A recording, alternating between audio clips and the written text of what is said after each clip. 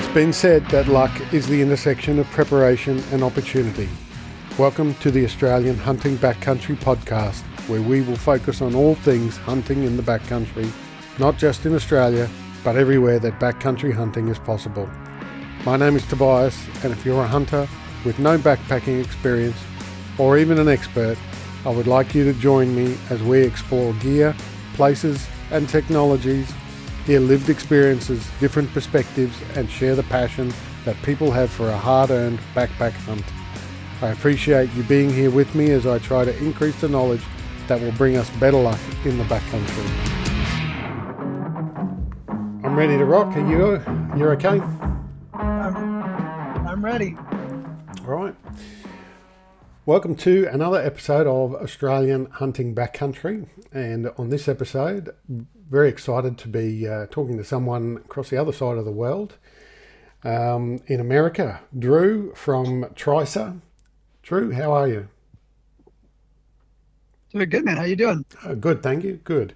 We're doing our best with limited Wi-Fi and so forth. And there's a couple of freezes in the video here and there. So if you're listening in and things go blank for a while, just give it a second because it'll probably start up again. So, Drew, you're located in California. Yeah, we're in San Diego. So right there, the bottom of California. It's the best part of the state, that's for sure. Yeah, so right. Right there, kind of by the beach and bordering Tijuana and right there, Mexico. Ah, okay, rightio. Yep. So just a hop, skip, and a jump over the border. Yeah, we go down all the time. Yeah, it's 20 minutes from my house to go to Mexico. Oh, yeah. Right, wow. And so you're the owner and creator of the Tricer products. Yeah, that's all me. Yeah, we started. I started pursuing Tricer in 2017, like with some ideas I was coming up with, some like trekking pole tripod type stuff, and just really trying to chase this, make things lighter, in the back country, but still functional. And in 2020, which was a great year for everyone, we started Tricer. We started Tricer, I think, in February, and then the pandemic hit in March, and it's been fun. Wow, that was a brave step to take at that time of everything that was going on.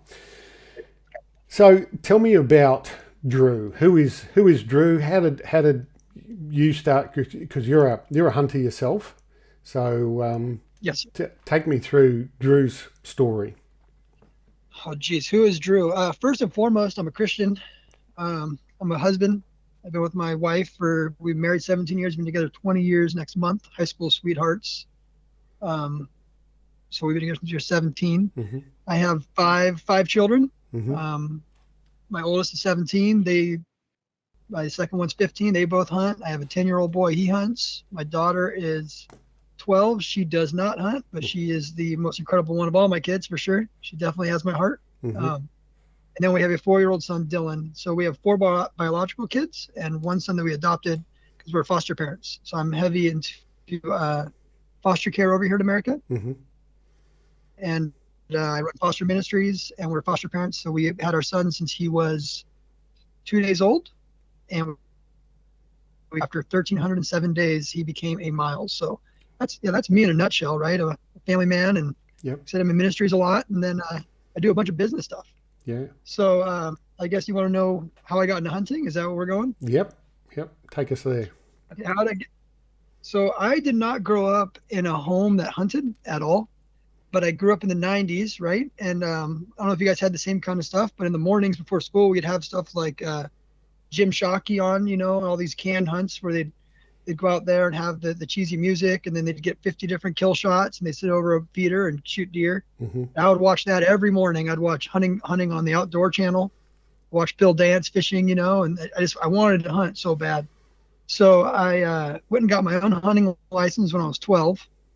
And I found one of my father's friends to take me to start going bird hunting. So he got me into bird hunting at like 12, 13 years old. Yeah. You guys hunt mourning dove down there? Not really, no. So we have mourning dove. I started going dove hunting, quail hunting, pheasant hunting.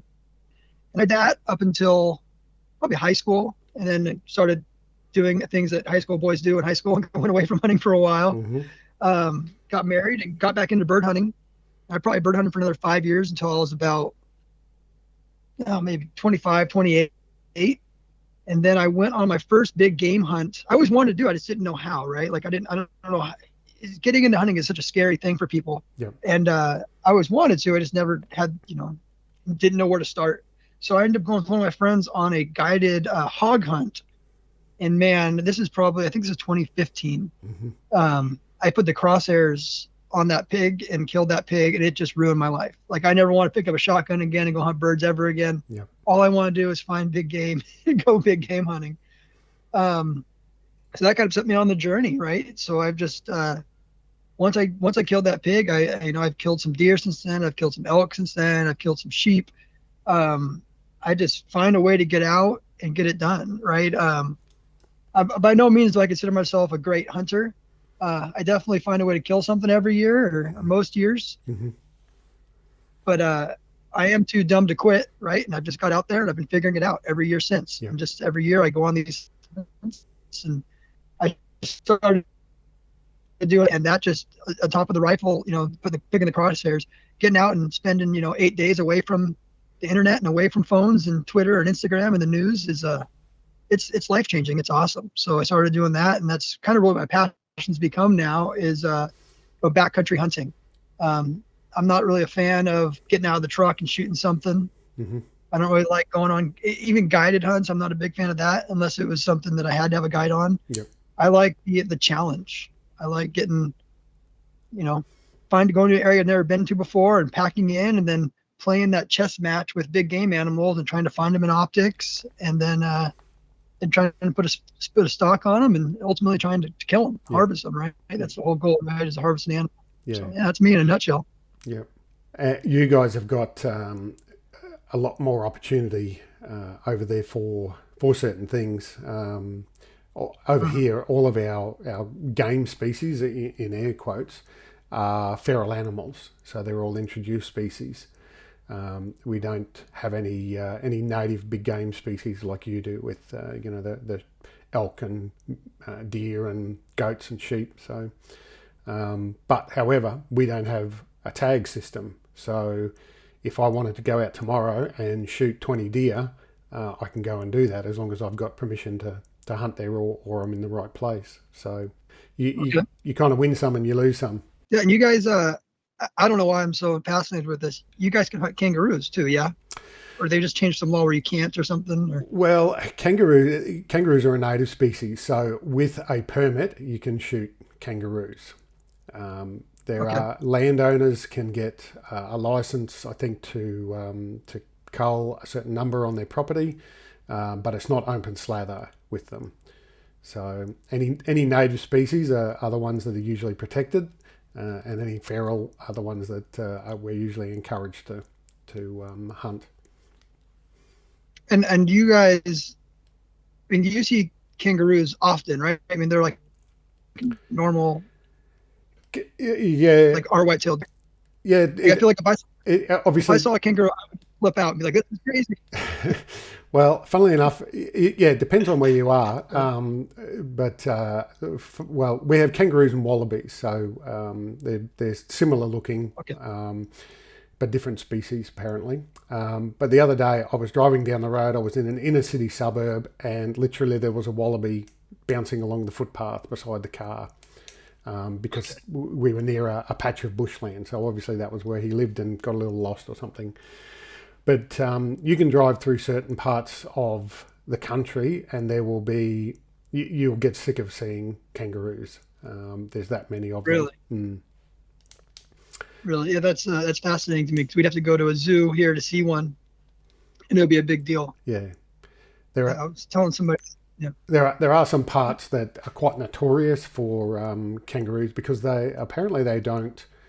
They're quite habitual on where they live. So when they're born into an area, that's basically where they stay. They don't move on unless there's something that's really pushing them. So there's certain parts of the country where you can drive along the highway, and it's scattered with dead bodies of kangaroos because they bounce across the road in front of trucks and cars. and just get obliterated. So yeah, it depends on where you are in the country. Yeah. So when you guys do backcountry hunting over there, is that something you're doing in Australia, or do you have to go to like New Zealand for that stuff, or you in Australia doing that? We do have some patches of public land. So there's in Queensland, the places I hunt in Queensland all has to be on private property because we don't have access to public land up here. But in New South Wales and Victoria and Tasmania, there are parts there that are public land that we can hunt on.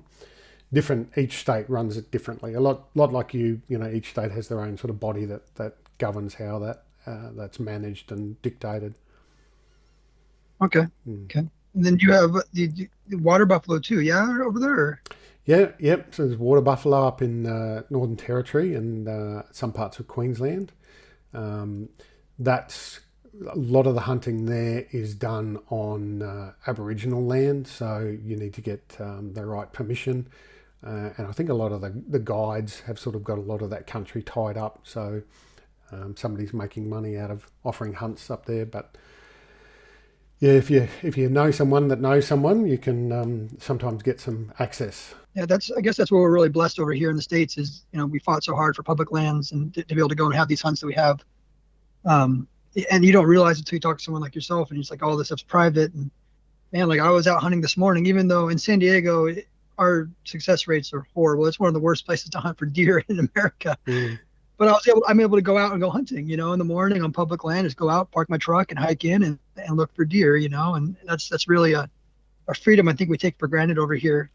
And we are constantly fighting for that too, right? They're always trying to take things away and change things on us and take hunting from us. But it's weird to hear that, like, you couldn't just go out and, get a tag or go and try and find one of these water buffalo. I guess if it's on Aboriginal land, that makes more sense to me, but that's different for us for sure. Yeah. I was over there in 2019 and I spent 6 weeks over there with a mate and we hunted in a few different states. So we had to organise tags and we went out with a guide in Montana to chase elk and deer and trying to get my head around, we had this plan to drive around and hunt in all these different states. So I had to try and get my head around the different legislation and application systems and all of that in a number of different states, and it was mind-boggling. So we ended up only selecting 3 states and just tried to concentrate on them and get what we could. But which states? So we hunted in Wyoming, Montana, and Idaho, yeah. Yeah. Where at in Idaho? You don't have to tell me the unit, but in Idaho, did you hunt in the Frank Church at all? No. Oh. No. I can't remember where we were in Idaho, to be honest. In Wyoming, we got an over-the-counter antelope tag, and we ended up having to. The unit we had a bit of BLM on it, and a lot of it was private. And we ended up going and doing some door knocking and actually getting permission to hunt on a big block of private land over there. And I couldn't believe how friendly people were and how agreeable they were to letting us, as soon as we came on, started talking, they heard the accent, they were like, oh, come on in, you Aussies. And people just couldn't be friendlier, and hunting that was a big eye-opener for us, is how accepted hunting is as part of everyday everything over there. And because over here, it depending on where you are, it can be a bit of a dirty word, and you sort of have to be careful who you let know that you do hunt and you do use firearms, because it's misunderstood more than anything. But over there, we'd walk into a bar and order a meal and a drink, and of course they'd recognise that we're from Australia, and then they'd start talking to us, and usually the first question is, oh, are you over here for the hunting? And it was just open and accepted.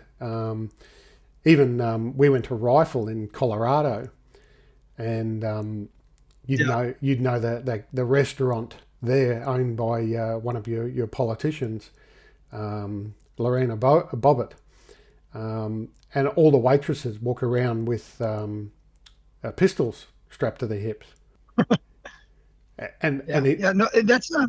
all through the town. There's signs on lampposts saying "Hunters welcome" and things like that. It was just completely foreign to us. Yeah, that's definitely not how it is in California, right? So we're the opposite. California is the liberal, just anti-gun, anti-hunting, they took away our lion hunting, they're taking away bobcat hunting. They want to take everything away. But yeah, and you go over some of these other states and it's just like, wow, there's freedom here and they enjoy it and they understand it. It's just such a silly thing too, because everyone eats meat. I'd much rather go out and harvest an animal. They don't see that though. I think part of it is, I think we've done a good job of trying to change that perspective in the industry, right? Like we're not just doing these videos now, like I was saying in the beginning of the 90s, where it was just some guy, 15 different kill shots, and then you don't see anything after that. Yeah, when you go out and hunt, you realize how hard it is to harvest an animal, and then you harvest them, then you have to cut them up and then pack them out. And I packed a bull out 8 miles a couple seasons ago. That bull is the best tasting bull I ever had because it did that story and that misery I went through to get him out. It's just it's a beautiful thing, and people don't understand that. They just think, oh, you're just going to go out there with your automatic machine gun and just plow down animals. It's so easy. Hunting is not easy.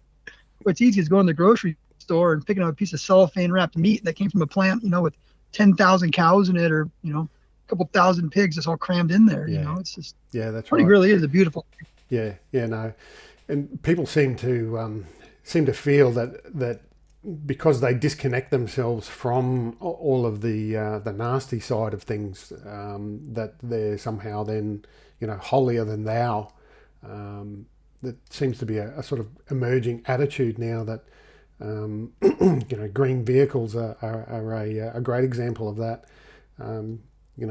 They're driving an electric vehicle, so therefore they're actually doing the world a favour. They're healthy, they're creating a healthy environment, but they're just disconnecting themselves from the cold hard facts of how that vehicle actually came to be, and then the ongoing cost of it and charging it and all of that sort of thing. So some people do tend to stick their head in the ground and just refuse to see the reality of it, whereas, like you say, hunters are very much attached to every step along the way and every part of the process. And we don't do it because it's cheaper or it's easy. It's in fact quite the opposite. It's a lot cheaper and easier to go to the supermarket and buy your meat off the butcher there.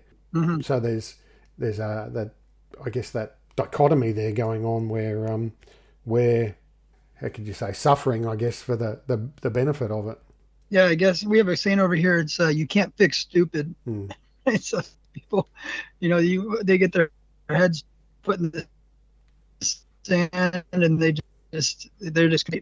But I mean, you can't tell me that I don't love any of them do, right? They've never seen a wild deer in their lives. We're out there seeing them and loving them. And I want to see elk thrive, especially in America. Our animal populations are as good as they are now because we self-police and we self-regulate. We put in tag systems. We wanted to see it happen. Teddy Roosevelt in the early 1900s, we went in and they were going out and slaughtering animals like crazy. And they said, no, we're not going to be able to do this anymore. We're not going to have them. And now we have Pittman Roberts, and we tax 10% of all firearms and ammo goes to conservation. So all the conservation you're seeing here is done by hunters, but then you get these politicians that come in and start taking hunting away.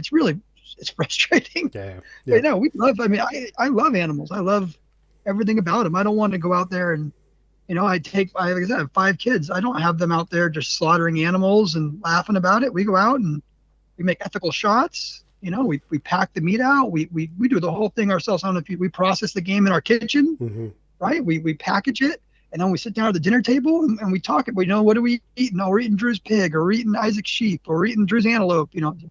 My kids kill everything. I'm just a guide now. Taking my kids out, I feel like, every time. We're eating Grandpa's elk, and we get to tell those stories, right? Sit around and talk about that. There's something primal about that we're losing as a world that was very common 100 years ago. This is like a new experiment, this whole not catching meat or shooting animals and eating animals, right? I mean, it was very common.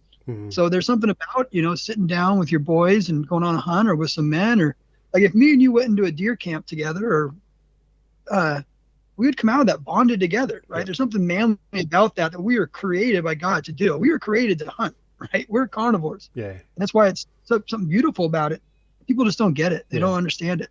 They'd rather just sip their lattes and, wear their hipster clothes and judge us. And it's like, you don't get it. Yeah. I bet you if you put a rifle in your hands and put a deer in your crosshairs, once you pulled that trigger, you'd understand, Mm-hmm. Yep. Yeah. I don't know what the answer is, and I think obviously some people are just like, I look at my son, and you probably saw this in your children too. I introduced I've got 3 children. I introduced them all to shooting and then into hunting, and we started off with small game and so forth. And one of my children absolutely did not want anything to do with it. She shot a rabbit, and then after that, that was it. Didn't want any more. And that was fine. I accepted that, and she was happy to just shoot, do a bit of plinking with a 22 and so forth. Another child, she wanted to continue hunting small game, but didn't think she could do anything bigger. Didn't think she could actually pull the trigger on a deer, and that was fine. No problem with that whatsoever.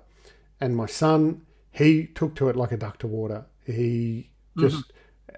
And now, he's about to turn 14, and now he wants to come backpack hunting with me, and just has just really fallen into it. So I think there's obviously something inside of us that some people have and some people just don't. And those that don't, this is the difference between hunters and non-hunters, is that the hunters are willing to accept those people that don't want to hunt.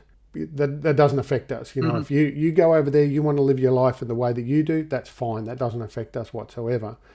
And we won't judge you for that. But from their side, they're more than happy to judge us for what we're doing because they don't agree with it. And so there's not a two-way street here of an understanding. It's very much, we need to stop what you're doing because we don't agree with it. Yeah, it's weird times, and I've made it a point with Tricer to almost not care anymore, right? Like there's been this big, political correctness thing over here in the States for the last, 20 years, and everyone's going woke. And anymore with Tricer now, we're a hunting company, and we say that, we tell people that, we tell them, hey, when you get my stuff, I want you to go out there and I want you to use it to find animals, to harvest animals, and I think for so long we've been quiet, trying to be, we just won't say anything, and we've given them so much leverage on us, right? And I think people are really responding well to that with the Tricer, like, hey, we're a hunting company, yep, right? Like we look at we're so many tripod companies out there, photography tripod companies, and everyone's using them for hunting. Yep. Put grip and grin on their page or talk about hunting, even though they put their stuff into all the sporting goods stores, all the hunting stores. They would never in a million years support hunting. Yep. Right. And it's sad. And, I think now we're at a place right now where it's being well received by people just to stand up for what we believe in, and talk about it. And I have so many friends who don't hunt. Right. And I don't judge them. I even when I hunt, we have political parties over here. Some of my best hunting partners are totally different politically than me. Right? But we still hunt together and we bond together. We have a great time together, right? Because I don't care. All I can care about is if you're not going to quit on a hunt on me, when it starts freaking raining and pouring and it's wind's going 40 miles per hour, you stay out.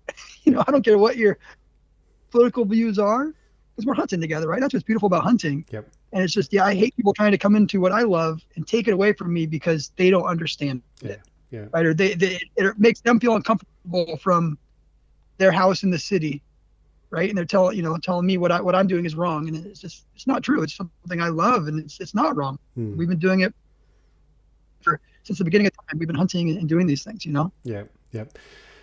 Certainly, being out in the bush with someone on a hunting trip is a great way to find out more about that person and either bond with them, and it seems to be a lifelong bond, or recognise that you don't actually mesh well with that person, and you may never want to see them again.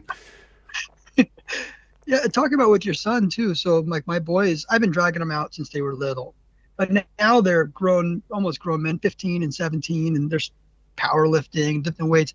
So they backpack and talk about a bonding experience with your kid, getting them in the truck and driving an hour with them this morning at 4 a.m. and just getting to talk about whatever, talk about God, talk about girls, talk about what are you thinking, what's going through your head right now.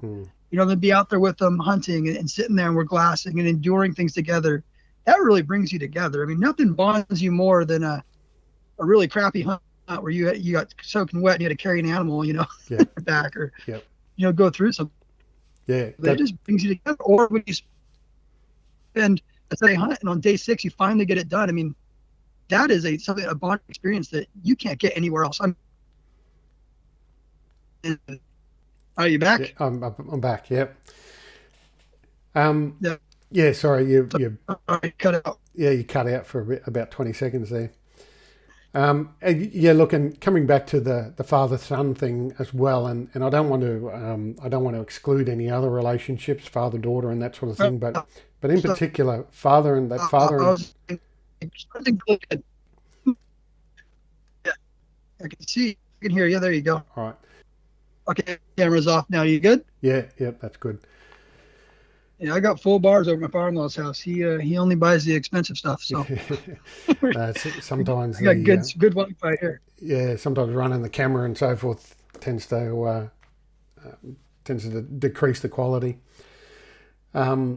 Yes. So what I was saying before was about the father and son bonding that you're referring to, and I don't want to discount any other relationships. Father-daughter or anything like that. But in terms of the channel of communication between a father and son, the importance of that, because as men, we're not great communicators. We're not good at sharing emotions.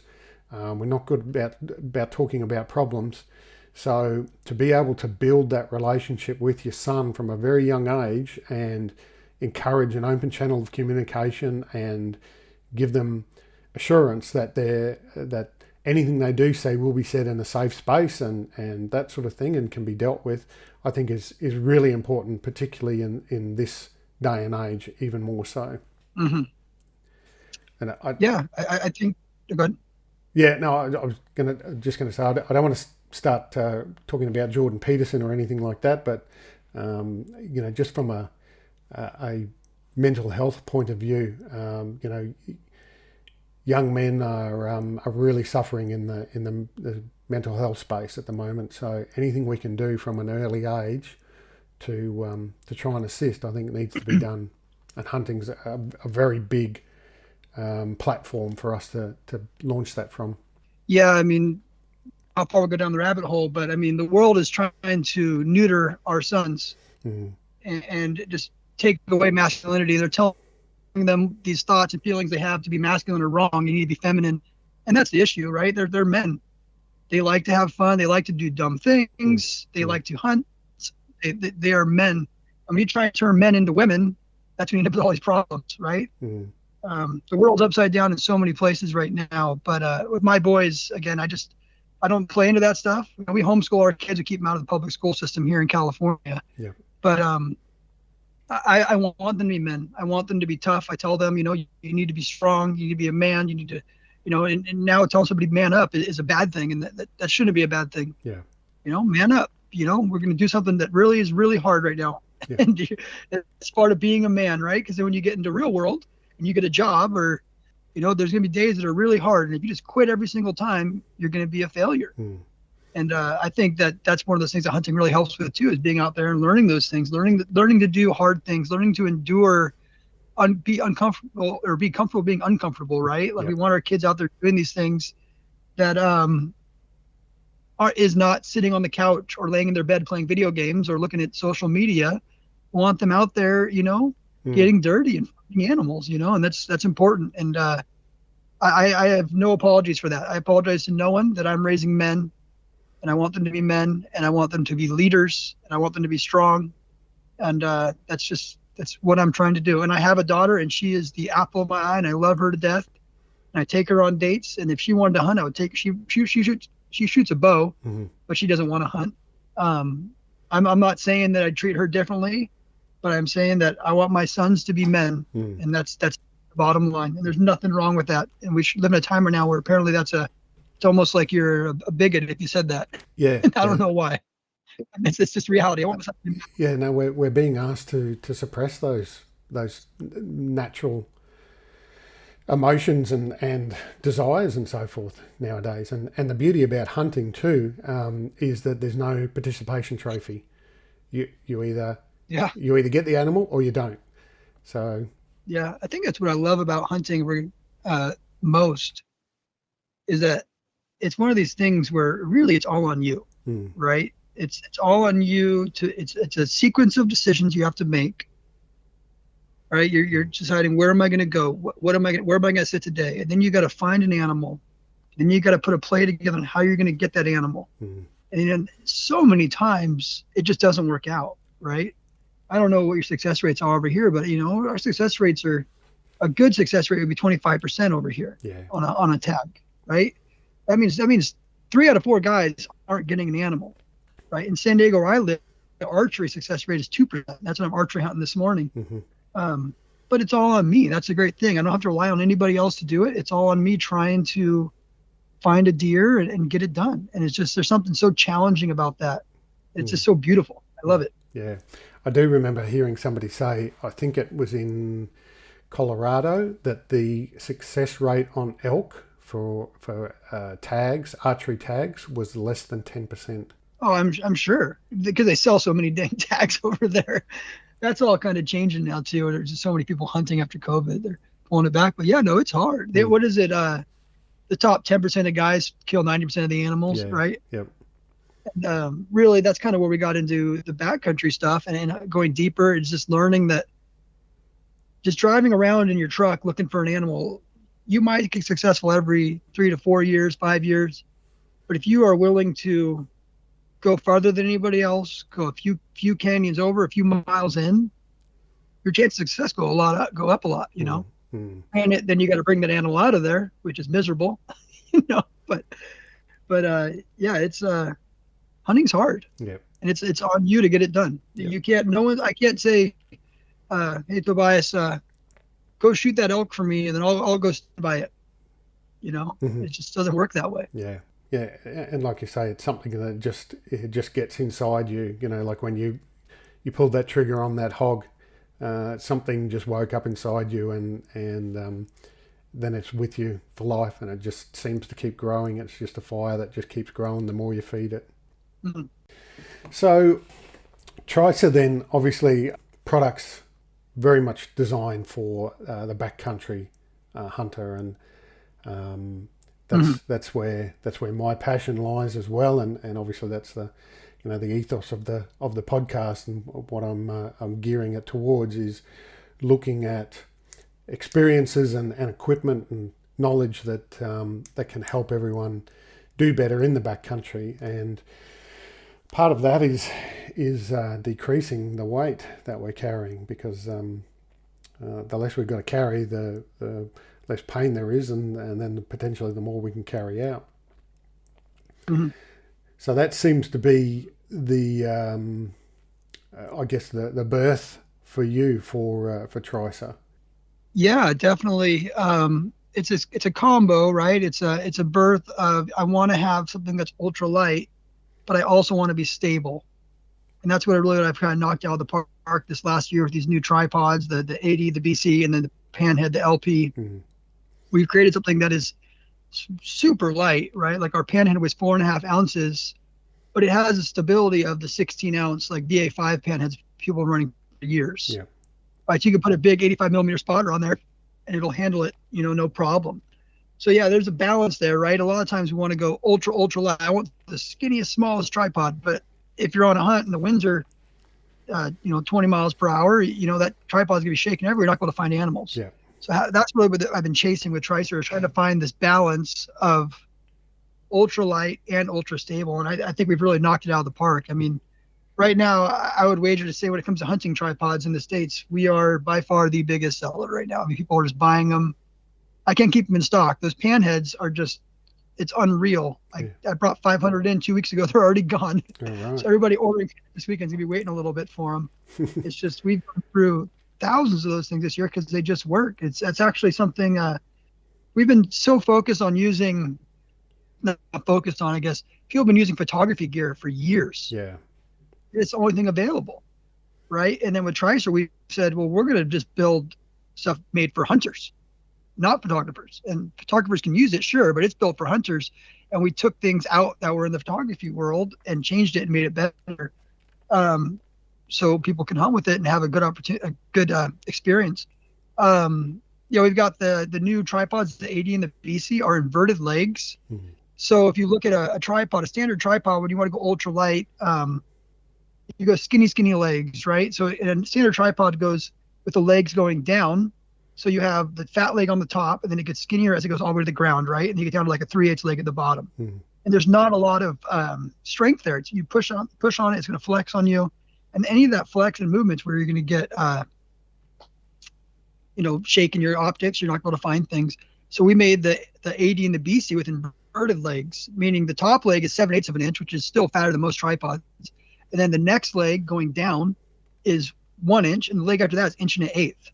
So we have these tripods now where it just makes sense to have the fattest leg on the ground, not the skinniest leg. Mm-hmm. And they are just strong as can be. So our BC tripod, which is our like our sitting tripod, yep, weighs 27 ounces. But I mean, it's rated for 26 pounds. You could push, it's rock solid. And then our 80, which are standing models, the same exact design, just a little bit longer legs, longer center column. It weighs only 33 ounces, but it's, you could put a 20 pound rifle on and have no problems. Yeah. Yep. So it's this balance, trying to find ultra light and ultra stable. There's a lot of guys going out right now. There's this big push in the industry. They're just taking, everyone's just rebranding all these photography tripods and bringing them to the States and putting their company name on them. But I don't want to call them garbage, but they're just not hunting tripods. They're photo tripods. And we've just taken that and turned it upside down literally and focused on making something better. And we definitely built a better mousetrap with Tricer, with the new tripods, the pan heads, the bino adapter. And we've got some just really cool stuff coming out later on this year and in the spring. Just some neat stuff's going to blow people's minds. Yeah. Built for hunters. Yep. Just because we're obviously running a different system to you guys, I'll just highlight, I've just done a quick Google search. 27 ounces is about 750 grams and 33 ounces is about 935 grams. So both of those weights you gave us then for those tripods are under a kilo, well under a kilo for the BC. Mm-hmm. Yeah, and they're still stable, right? That's the biggest thing is I could get that light with a different style tripod, but it wouldn't be stable. Mm. So there's this balance where you don't want to always be, it's like, I guess putting perspective, like you're going on a hunt and you want to go ultra light. So you bring a tarp. Mm-hmm.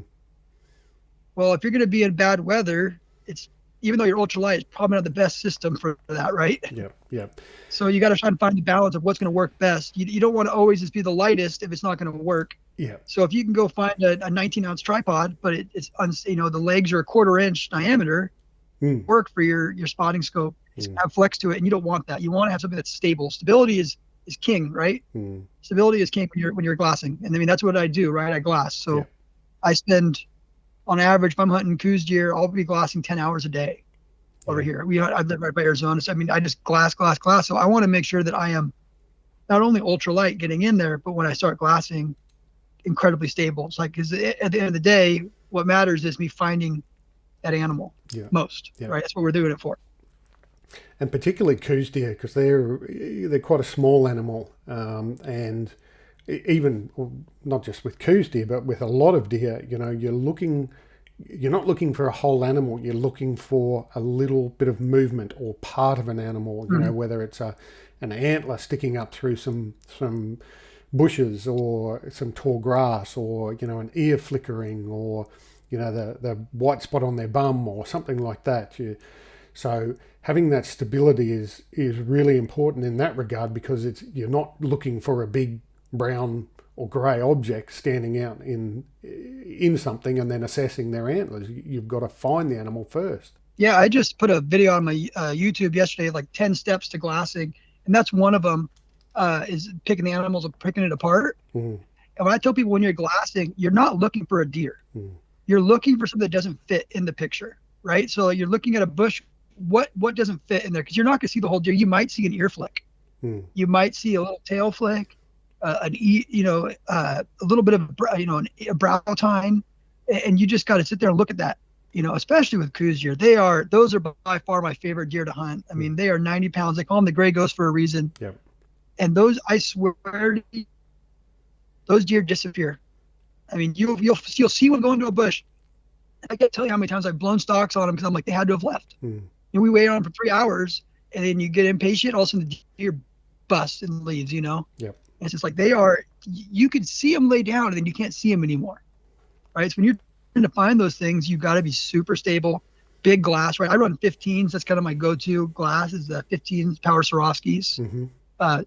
I'm not a big. I have spotters too, but for all day glassing, I'm running the 15s on there, looking for deer, looking for Coues. And then if I find something, then I'll throw a spotter on to confirm, right? Yep. But I never use a spotter as my glassing, my all-the-time glassing thing. It's just the binos are just so nice. Yeah. Hope that makes sense. Yep. Everything's a compromise too with backcountry hunting. So weight, comfort, even flavour, depending on the food and so forth, and safety as well, depending on the item. So yeah, what you're coming back to what you're saying before about the balance between stability and weight. You can go and buy a very large video tripod, and it's going to be very heavy, but it's going to be incredibly stable, and you will probably get better quality viewing off that tripod. But the compromise is the extra weight. So there's obviously a point of diminishing return with the weight and stability. And like you say, some of those the lightweight camera tripods, there's no way they're going to be as stable when you're trying to sit out in the open with a large spotting scope on and a bit of wind and all of those sort of factors coming into play, and you yourself, you're sitting there in the cold trying to stay warm and so forth. So yeah, anything I guess that can be done to find that particular point where you're going to get a quality product that's going to work for you, and you're not going to be sacrificing too much in the way of weight, is obviously where you've sort of hit the mark. Yeah, for sure. And that's what we were trying to do, right? With Tricers, we were trying to find the perfect balance, right? I think we knocked it out of the park. I mean, the proof's in the pudding. With you look at our reviews, they're through the roof. People were just going crazy. The biggest names in hunting now are running our stuff because we kind of just found that balance of ultralight but stable. Like you got it. It's important. So many guys are like, how wide is it? How wide is it? Really light, but the more important thing is that it's stable, right? Because if you go 8 to 9 pound rifle, a light rifle will go 5 pounds, 400 yards. How do you guys do that over there? You don't do yards, huh? Sorry, mate, you broke up a bit then. Say that part again. You guys don't do yards, right? What do you guys do over there for shooting? We're meters. Distance. Yeah, meters. So 90. You got to shoot an animal at 500 meters across the. Yep. Yeah. So call it 500 meters. You try and do that with a 6 pound rifle. Good luck. You save 3 pounds, but now when it comes down to the killing, you're all over the place. So there's a balance between ultralight and something that is functional, and also a balance between ultralight and comfort, right? Like there's just, you got to pick what works for you. Everyone's kit is different, right? So I've been backpacking for so long now, and I know what I like, right? So my kit is different than your kit. I know what I need for comfort. Like I carry a pillow. Yep. I love having a pillow in there, There's certain things like I do TP tents, but I kind of prefer a floored tent. So it might weigh a pound more, but I know that when I'm in a floored tent and I have the vestibule, sometimes it's just a better situation. I've been in situations where my buddies were in teepees and they were out in the middle in a rainstorm at night because the teepee lifted, and I was just laying in my Hillenberg and having a great night's sleep. Mm-hmm. Yep. It's all a balance. You got to pick what works for you, right? Like same thing when it comes to food, right? Do you want to go out there and go completely stoveless and just do bars and those kind of things and freeze dried stuff like that? You could do that and save some weight, right? But for me, when I'm on an 8-day hunt, I really want to come back and turn my jet boil on and eat a warm mountain house.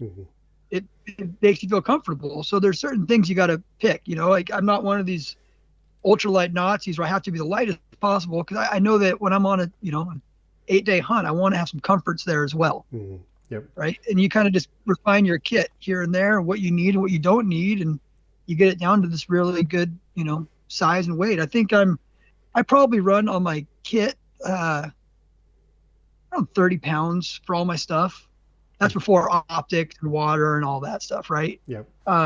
Maybe a little less, depends on where I am. 33, depends on how cold it's going to be.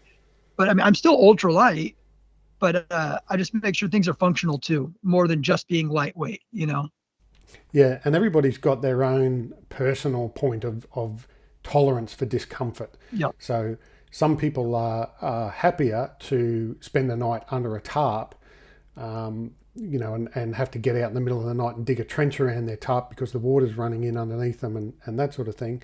Whereas I'm not. So I'm like you. I've got a Hilleberg Acto, and I like that because of the shelter that it gives me, because it's security. And I know that if a bad storm comes through with a heap of wind, I'm going to be okay. Might not be the greatest sleep, that night, but at least I'm going to be relatively warm and dry still at when the sun comes up in the morning. Yeah, but other people, they want to sleep in a teepee or under a tarp. Then that's the sacrifice that they're prepared to make for that weight saving. But yeah, I have like a thing for tents, so I love tents. So I have the teepees, I have the tarps, and I have 2 Hillenbergers right now. I have like the Namaj. It's like a heavier one for going to Alaska and stuff like that. Yep. 4 season. And then I think it's the Anyon. I think it's the Anyon. It's a 2-person with a vestibule, and that tent is just incredible. Yeah, is that? And I love. That's I've done a lot of research on Hilleberg. I'm a big fan of them too. But the Onion, is that the one? Is a single pole, but it's 2-person. Yes. Yeah. On the end, I believe. I'm hope I'm not, or maybe I have maybe it's the Namaj. I have the Namaj, and then I have to look it up. But I just love their tents. They make such great tents. And I'm trying a few more this year. I'm trying to I got their Kuyu tent to try out this year on one of my hunts, and I have a thing for tents. I like it. But yeah, there's something about the Hillenbergs. It's have those large vestibules. You can keep all your gear in there. Yep. You're saying you're running the Acto? Yeah, the little one man. Yeah, I want the one man. I want to pick that tent up, because even their one mans have space in them, right? Like my 2-person tent has space for 2 people. Where if you go buy a 2-person ultralight tent from REI or wherever they're not 2-person tents. It's a 1-person tent. Yeah. It maybe 2-person tent with my wife, but I don't want to be holding my buddy like that. In the tent. Yeah. No, well, the Acto is definitely a 1-person tent. I doubt very much you would get 2 people in there comfortably, even with your wife. Yeah. But there's enough room still, to put a bit of gear around you, like bring your boots in at night and put your rifle in there and food and whatever else. We don't have bears over here, so we can sleep with our food in the tent. We don't have to worry about that. But the other thing as well about over here is we've got a lot of creatures out there that are more than capable of killing you. And so for me, I prefer to have the security of a tent so that I don't end up having to share my bed with a poisonous spider or a venomous aggressive snake either. Yeah, for sure. I bet. We have rattlesnakes over here, but we don't have, you guys have some gnarly stuff. Again, my whole experience of Australia is just watching, what was his name? Steve Irwin in the 90s. Yeah. So you guys kind of got stereotyped pretty heavy from Steve Irwin, but that's my whole experience with Australia, is just seeing that guy just bring out some wicked animals off that place. Yeah. Spiders and snakes. I mean, they are just crocodiles. It's pretty. You got some gnarly stuff over there for sure. We do have some lions over here, and we do have the grizzlies, but you guys definitely have a lot of stuff that wants to kill you over there. That's for sure. Yeah, but having said that, we don't have any land-based apex predators like your mountain lions and bears. So all of our sort of really dangerous apex predators are water-based, basically. So you've got crocodiles and sharks. But like I said, there's still a lot of other things out there that certainly kill you and make you very sick. So every trip can be a bit of a challenge. Yeah. That tent that I have is the Anyan 2. So I just looked it up so I could make sure I was saying the right thing. But yeah, the Anyan. Yeah. That's a tent. Yeah. And I think when I bring my son into the backpacking, I think that's the one that I was looking at getting for the two of us to share. Yeah, I recommend the GT too, because I have the one that's not the GT. And the GT has the larger vestibule in the front, and you can just put all your gear in there. Because the one without the larger vestibule is just, I picked it up used on a backcountry site over here, but it's great for one person. It's great for two people fitting inside, but it's just hard to get all the gear in that vestibule. Those GT vestibules are they're huge. Yeah. They're freestanding. They're just great. So I recommend the GT on that for sure if you get it. Yeah, and there's not much weight penalty either to get all that extra room too. No, and those, they are, in perspective, they are kind of heavy, right? So like my Anyan's gonna be a lot heavier than some of these Tiger Wall tents, but I guarantee you, like I was out on a deer opening day of deer last year in San Diego. It ended up being 50-mile-per-hour winds sustained for all night, and I was dry as can be, and it was raining, and it was great. It was a little loud, but I was golden, right? You can go get the lightest tent, but you're out on a hunt and that thing rips apart on you in the middle of the night and you're soaking wet. That's life or death sometimes, right? Yeah. So for me, the comfort of being dry in a tent is something that I carry maybe a few more pounds than most. And I do the teepees too. I have some of the Seek Outside teepees. I'll do those on hunts, and I do like them. I like being able to cook inside of them, but they're just dirty, right? You're on the dirt, versus a floored tent. There's just something nice about it. And you guys have all the creepy crawlers over there too, I guess, like you were saying. So I don't know how much you want to be sleeping in a teepee on the ground over there. Yeah, no, that's right. Yeah, I've tried it before. I've tried a tarp and sharing my bed with, because it's not just dangerous things. There's ants and cockroaches and bugs and all sorts of stuff over here, and just they all seem to gravitate towards your sleeping bag and so forth. So. And again, are you in a sleeping bag? Are you in a bag, or are you in a quilt?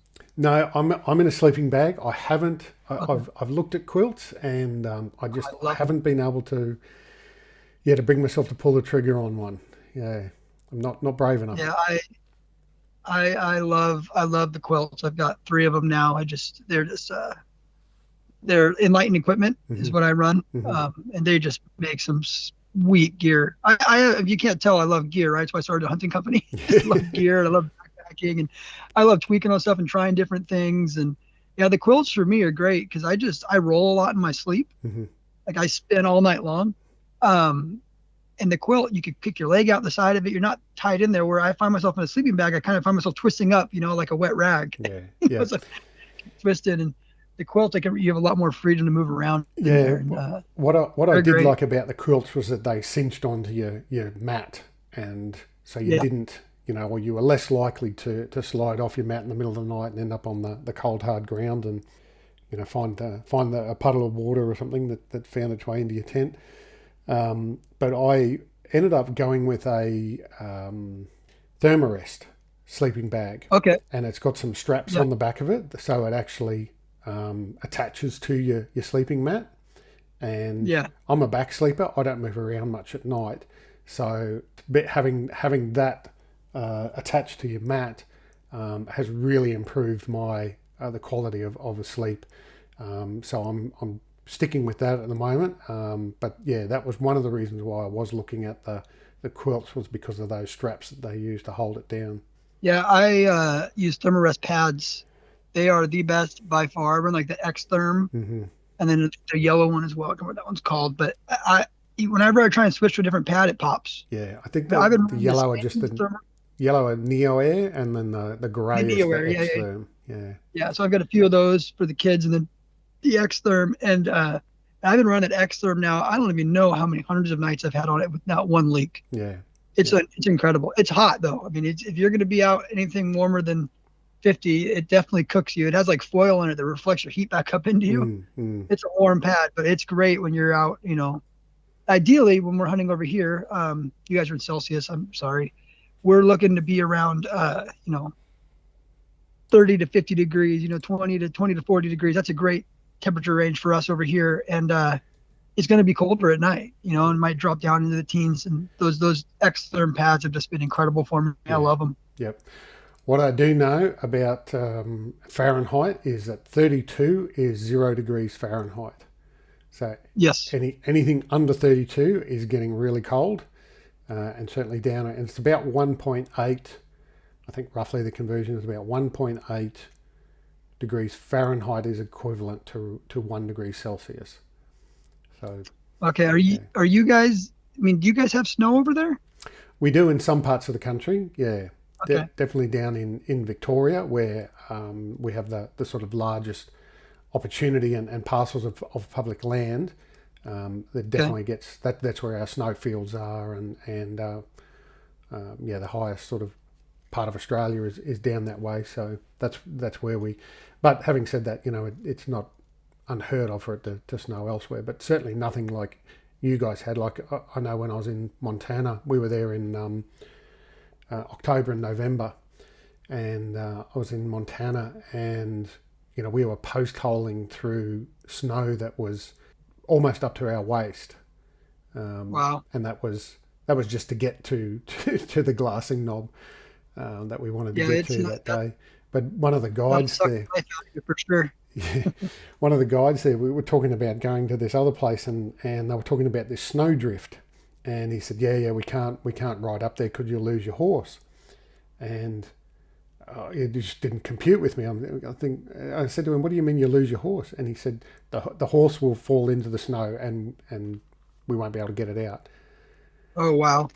I said, how deep is this snow? And he said, oh, well, most of the time it's about 15 foot deep, but at the moment we've had a lot of snow, and it could be anywhere up to 30 feet deep. Oh, wow. Yeah. And this year was worse. This year we've had one of the worst kill-offs we've had in like 100 years. Yeah, I've heard that. Snow's been horrible. Yeah. Heard the mule deer suffered with winter die-off this year quite badly.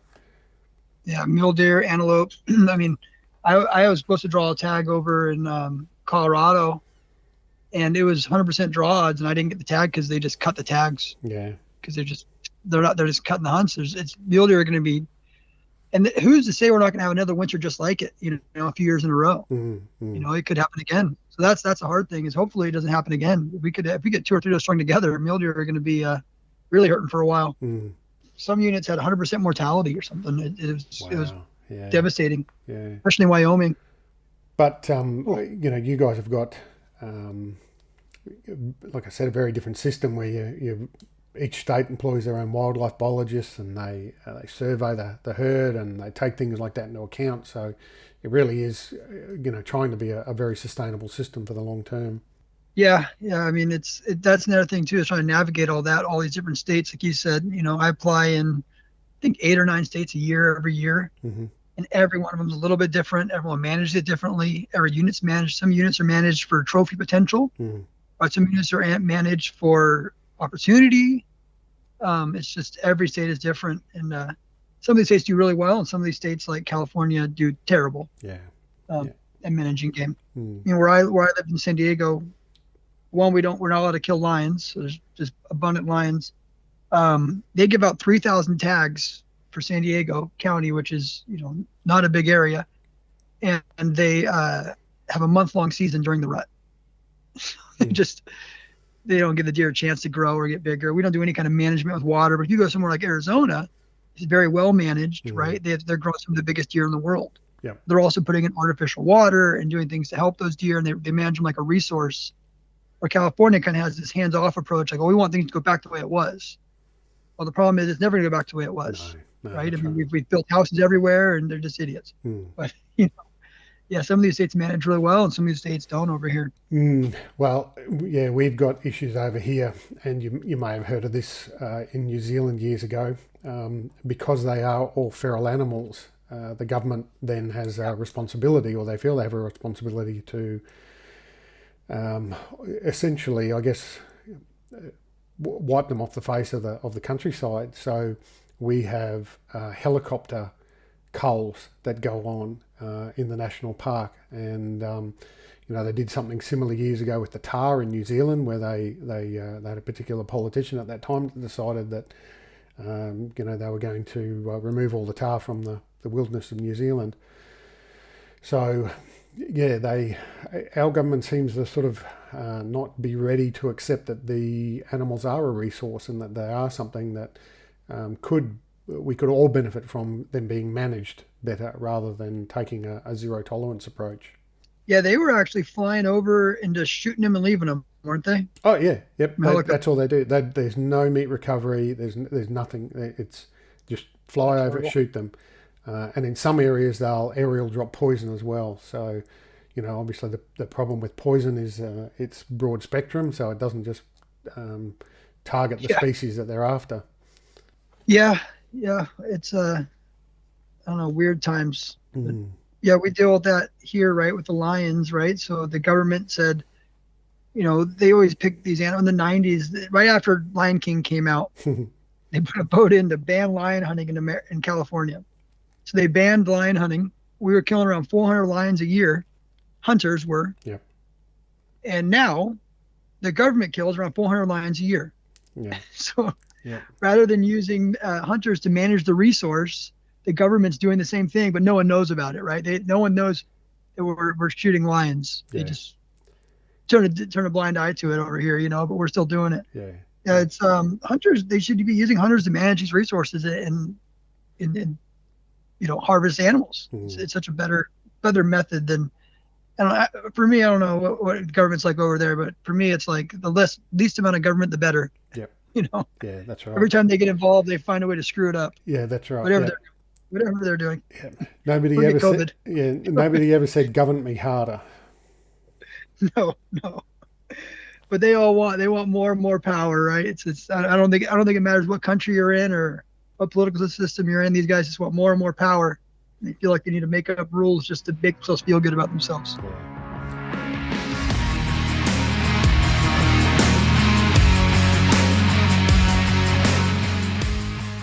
On today's Friends of the Podcast segment, I'd like to welcome a small family business, Jeff and Kath Raymond from Down Under Outdoors. Jeff, welcome to the show. Thanks for coming. My pleasure, thank you. Now, Jeff, I did meet you some months ago and your wife at the Wild Deer Expo down in Victoria, and had a bit of a chat to you then and a look at some of the products you were selling. And essentially there's really 4 products that we're sort of interested in that would be, you're a hunter yourself, so obviously you've picked these products because you found that there was a need for them in the market. Yes, that's right. We all the products are things that we knew our need well and designed what we believe to be wonderfully suitable for that. And that's sort of where we started, and we've grown into some other products as well, but these ones are specifically related to the hunting area. Yeah, yeah. So being a hunter yourself, obviously you recognise the importance of camouflage and concealment. So the first products I guess we'll get you to talk about are the face mask, the mesh and the fleece face mask. Yes, I've been hunting sambar for about 40 years, mostly stalking originally.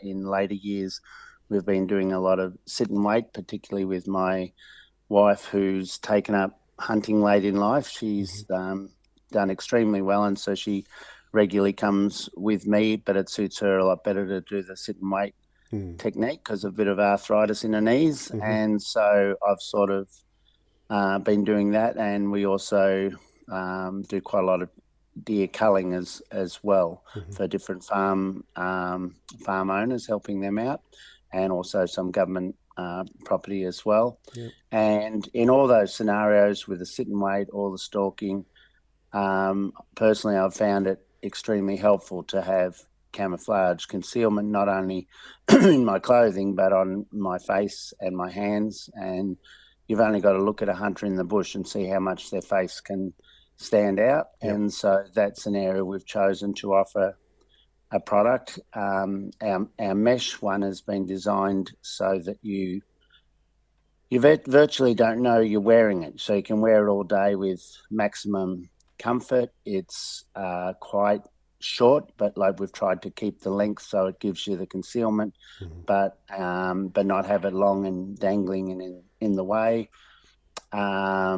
If it's quite windy, it will blow around a little bit on your face, but it doesn't block your view. It just sort of is just flopping around in the breeze below your eyes.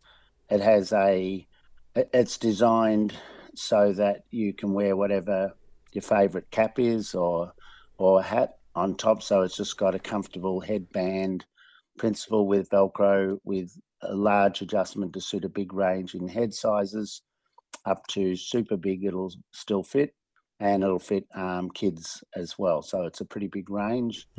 And it's got a comfortable wire that you can mold to whatever style you want around your eyes. Some people want sort of like a big opening and have it hanging out away from the face. Others keep it nice and snug so it's only your eyes that you can see.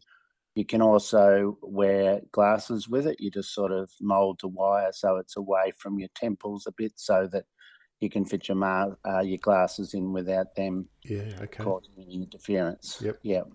That's something that's relevant for me because unfortunately my eyes have deteriorated over the years, so I'm forced to wear glasses now. Yes, it is. The biggest question always with glasses is, does it make your glasses fog up? In some situations, your glasses are going to fog up anyway, and having the mask probably contributes a little bit to that. But we found the mesh mask in particular, because it's so easy to breathe through and it's so light, that it doesn't seem to cause any extra issues there.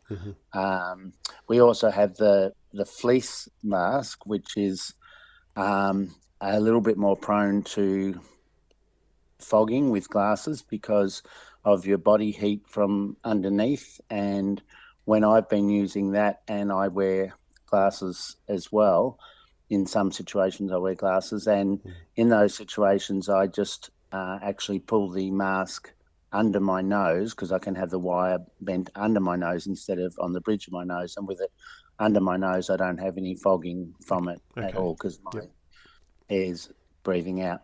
But we do have on the fleece ones, we do have where your mouth goes, there is a mesh to enable breathing through it more easily. And if you're not wearing glasses, then, which is probably the majority of people hunting aren't, especially lots of younger people.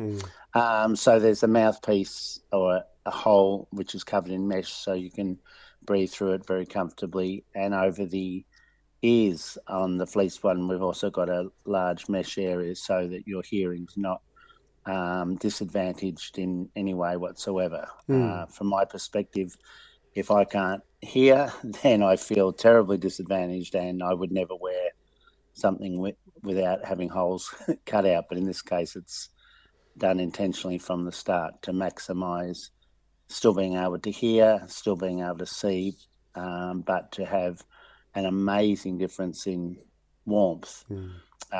Sometimes when you're hunting, rather than have a big warm jacket in your backpack, which takes up a whole lot of room and adds a whole lot of weight, just by having the fleece mask just screwed up and thrown in the bottom of your bag, it really makes a massive difference. If you're sitting there and that wind's freezing cold, you just put it on and you feel incredibly snug, even without changing any of your other gear. So it really adds a lot of warmth, but it is for when it's cold. It's not something you'd use stalking in mild weather. It'd be ridiculously too hot. It's intentionally designed for that very, very cold weather stalking, or just those cold nights when you sit and wait and you're not moving, and so you really do get chilled. Yep. No, I can see that on the pictures on your website there, the patch over the ear, that's always an issue when you're trying to stay warm and you pull a beanie down over your ears or something like that, then you like you said, you lose that, or your hearing is significantly disadvantaged sometimes by having that covered. Yes, well, I'll tend to use in those cold situations, I'll actually usually have a cap, and then I'll put a beanie on top of the cap.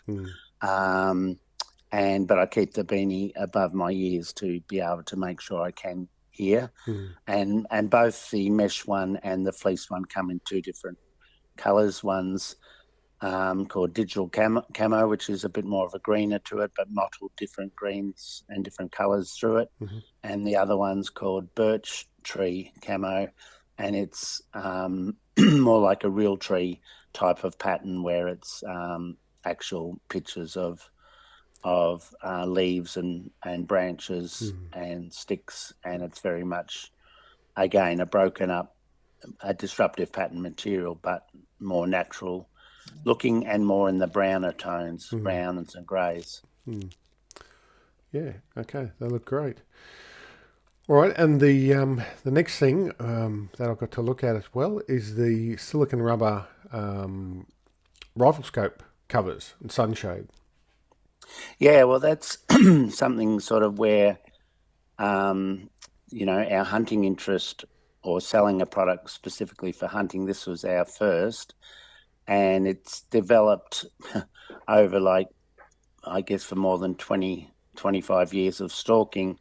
I improvised and made some myself out of bicycle tube, and I know I'm not the only person in Australia or New Zealand who's done that. The problem is that the tube bends in different ways, and you got to tape it on, and you've got to get it exactly right. But then if you want to pull it off to put in your gun case or something, it can be a pain. So eventually, when we started making or looking into products to sell, I improved my design, and we had some molds made up, and we're getting them manufactured now in 3 different sizes, and they're just selling them individually. And so the simplest way to think of it is a little veranda on both the front and the back of your rifle, which is made out of silicon rubber, and we actually offer a lifetime warranty on them. That's how confident we are in the quality of the material. And so if someone has one tear, or gets damaged somehow, they've just got to contact us and we'll send them another one.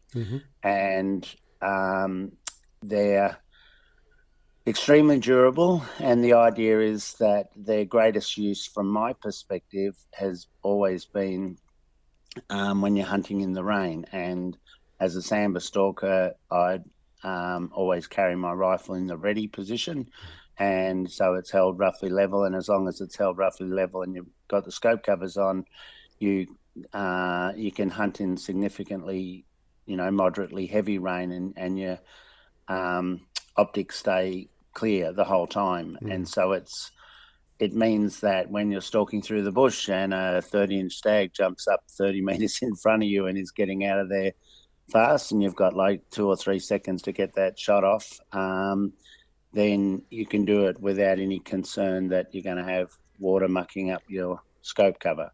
And I've learned that the hard way from before I went to this design. I tried scope caps, and the deer jumps up and you don't have time to flick any scope caps, or some of them leak a lot anyway. Then I've just had issues where I've gone to shoot a deer with not much notice, and you've got too much water on your glass, and it's just difficult to place a good shot, so you miss out. And so this, even though that was the main purpose I invented it for, and we actually have a patent on it in the US, because we sell thousands of them in the US.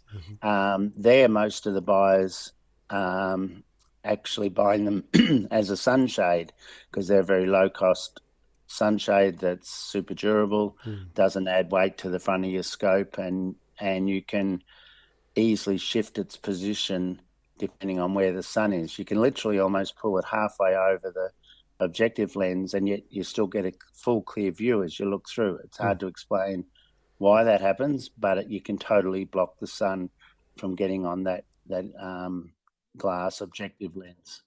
Yeah. So that's been our biggest use for it in America, even though that wasn't what its original intention was. Yep. And I think a lot of Americans just don't like hunting in the rain. So maybe there's a lot of areas that don't have rain as much as our Victorian Alps do. Mm. So you've got the small one, I take it, goes on the eyepiece. The eyepiece, that's the word I was looking for, thank you. Yep, the eyepiece end. And then the other sizes are obviously compatible with the different size objective lenses. Yes. On our listing and selling them, it has what sizes they fit, and so the small fits most of the eyepiece ends. Occasionally, some of the European brands may have an eyepiece that needs a medium, but if you try and put a medium on and you're outside the size range, it's too loose, and that's no good because you want them quite snug so you can walk around the bush all day without them flicking off. So you want them quite tight, and that's the sizes allow for that. And then your 40mm objective lens scopes, they use a medium, and then your 55mm objective lens scopes use the large. So they've got a fair bit of flexibility in the range. The only thing we don't cater for is if someone's got low power scopes. That's where it's only like the 25mm tube at the front. We don't have enough demand for the cost involved in setting up a new mold for that at this stage anyway. And where some people have still wanted it, all they do is they buy a small and they just cut the bottom out of it and then put a cable tie or some electrical tape around it, and it still functions perfectly well. It just doesn't look as neat as the other ones. But we find once you put it on your rifle, there's never a reason to take it off. So it just stays on for every hunt, and you never have to look for them or grab them. You just lift your rifle up and your optics will be clear as long as you've been holding it roughly level while it's raining. Yeah, great. All right, and the last thing we wanted to talk about quickly, and I realise it's not really a hunting product, but it's probably quite relevant for people like hunters who do spend a lot of time in the bush camping and so forth anyway, is going to be the waterproof blankets. Yeah, so with these it's a polyester on one side, which is waterproof, and it also has a waterproof polyurethane between the two layers of fabric. And on the inside, it's a comfortable polar fleece. We've actually gone for a fairly heavy weight at 350 grams a square metre. So it actually can give you a bit of warmth, and also it's got a bit more comfort.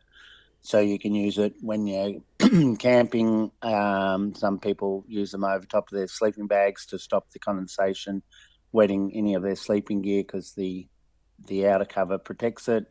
Some people use them just sitting on the ground like a picnic blanket where no moisture comes up through the blanket, so they can sit on the nice polar fleece side. And even just sitting around the campfire at night, you can wrap them around you, but they're big enough you can wrap a blanket around two people. So they're very much a multi-purpose, as many ideas as you can think of they can be used for. And they just roll up like I guess they're like a small sleeping bag, but they certainly aren't designed to replace a good down sleeping bag or something like that. They're more a multi-use blanket or even as an emergency blanket in the back of your ute, if you break down somewhere, to have something you can get out and wrap around yourself in the ute to keep you nice and warm. So we've found it's been very, very popular. We sell them in the US, and in that style of blanket, we're the highest seller in America and have been for a couple of years now. Okay, yeah. Great stuff. All right. So, Jeff, what's the best way for people to go and look at the products and then to purchase them once they've made that choice? The main way we sell them is through Amazon in Australia, for the Australian market, and the simplest way is just go onto Amazon, but make sure it's amazon.com.au, the AU bit, or you'll be looking at the American site. And if you just typed in the search bar under all categories, if you just typed in the 3 words down under outdoors, then it'll show you the range of products we sell. And some of them aren't relevant to hunting or camping, but the ones that I mentioned aren't hard to find. We've only got, a dozen or more products there. So they're easy to find, and then you can click on the links. There's videos that show them much more clearly. Or alternatively, if you just want to have a look on our website, it shows all the products and has links to purchase through Amazon.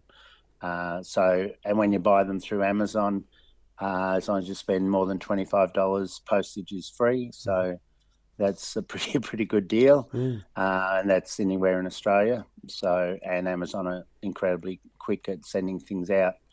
Our camping blanket also has a lifetime warranty as well, and we've been selling them for 7 years now altogether in America, and sell about 20,000 a year. So that's been very helpful for us. And that the website that for people to go and look there.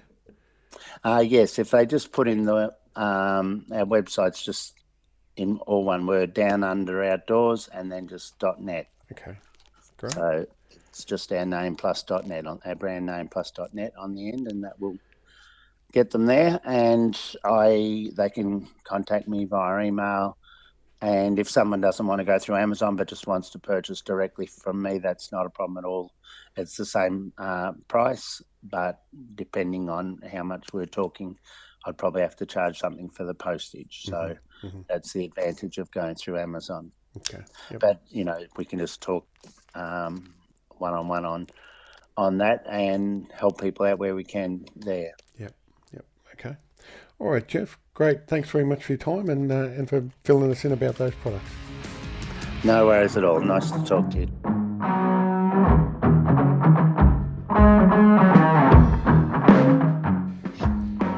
Well, we're traveling down rabbit holes again, but that's fine. Coming back to the panhead then as well. Now, okay. I contacted you, I think, not long after they first came out, back towards the start of the year, or might have even been before then. But, at that stage, I was interested in getting the Tricer LP panhead because I wanted to lighten up my system a little bit. I was using a video panhead at the time and not the lightest bit of kit. And unfortunately, you weren't able to sell to me directly, so I had to go through the Go Hunt fellas over there, and ended up getting one. So I've been running that for a little while now. Used it on a couple of hunts, more than a couple of hunts actually, but and yeah, really enjoying it. I was very surprised at the weight of it and how compact it is, and yet still having the smoothness that I was seeing in a video panhead. But in a package that was probably a quarter the size, maybe something like that. Yeah. So that was the first sort of, I guess, exposure for me to Tricer. And I can't even remember how I came across you, probably just through Instagram feed or something. But that was my introduction to you and your products. How did that come about? Well, for one, I would be lying to you if I told you I knew it was going to turn out as good as it did, because it really did turn out to be the best hunting panhead on the market. It turned out incredible. How it came about is I've been building these ultralight tripods, and one of my buddies, his name's Lung Popper on all the forums. We call him LP. Yeah. Said, I bet you can't make a 6-ounce panhead. And I said, well, hold my beer. I'll figure it out. And so So I created I created that panhead and I named it after him just out of spite. Yeah. I named it the LP, the lung popper. He's one of my best hunting partners. So that's when people ask what it means, it means lung popper. Right. And that's how it came about is he challenged me to it and said something about it. And I was like, man, I could probably figure that out. And I just started going and prototyping. And it blows my socks off every time I use it. It's just such an incredible head. I use a lot of heads, and a lot of times you just can't feather them in. And that's one of the biggest things is you go ultralight, but the thing's flopping everywhere. You can go buy a ball head. That's not good for glassing. You want something that's smooth left to right and up and down. A lot of times you go lighter, the thing will start flopping around on you. But with the LP, the tolerances are just so good, and we just nailed it. Yep. You could feather that handle, and just I don't know if you're glassing like this, but you probably will after this conversation. I don't use my hands. I just get it set up, and I use my face to move it. Yep. That is what I discovered with my binoculars. I can just point the handle away from me and just set the tension, and then just use basically my nose and just slowly, scan across and then adjust down and then scan back. Yeah, exactly. And then you can, you can use your face and pull back, a half inch and then just check all the corners, right? Pick things apart. That's how it came about. I mean, it just turned out great. We made I think we ran 6 prototypes last winter. And as soon as I got them, I mean, it was just like, oh man, these are awesome. I told my partner, I'm like, this is going to be big. And we never thought it'd be as big as it is now. I mean, thousands and thousands of those heads have gone out, and people are just now hearing about us, right? I mean, now they're getting into. I had people calling me from Alaska, and I was in a camp, and these guys had your stuff. I got to buy it. It's just now getting to that point. We don't even have the organic stuff yet. It's just that's how it happened. Is I wanted to create a panhead for hunters that wasn't a photography panhead, right? Not some giant fluid head, because most of the time you're running lighter optics anyway. You don't need a 18-ounce fluid head that's really big and bulky. You need something smaller, and it's the ease of use and the function for me that, like I said, using my face to move it around that really makes it stand out. Is more so than the weight. The weight's cool, but again, there's also that function, right? I don't want to build something that's super light but doesn't function, and that thing just does both. It's awesome. Yeah.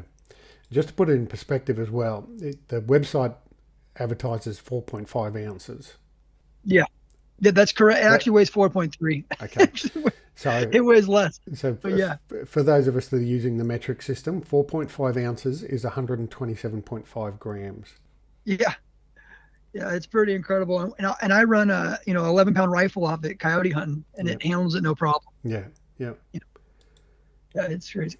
That panhead, I didn't design it for shooting. I designed it for glassing, right? But we do time. Yeah, you could shoot off of it. Yep. Just but don't bring it to the range and put 300 rounds on it. It's a 4-ounce panhead. It wasn't designed for that. But we shoot off them all the time. It's a great head for that. I've got some new prototypes coming out that are attachments, and they've killed 2 antelope and 2 axis deer, or 3 axis deer in the last week on them, and it's just running awesome on that LP panhead. So I'm excited. I think I might have been talking to you about that. You might see some pictures.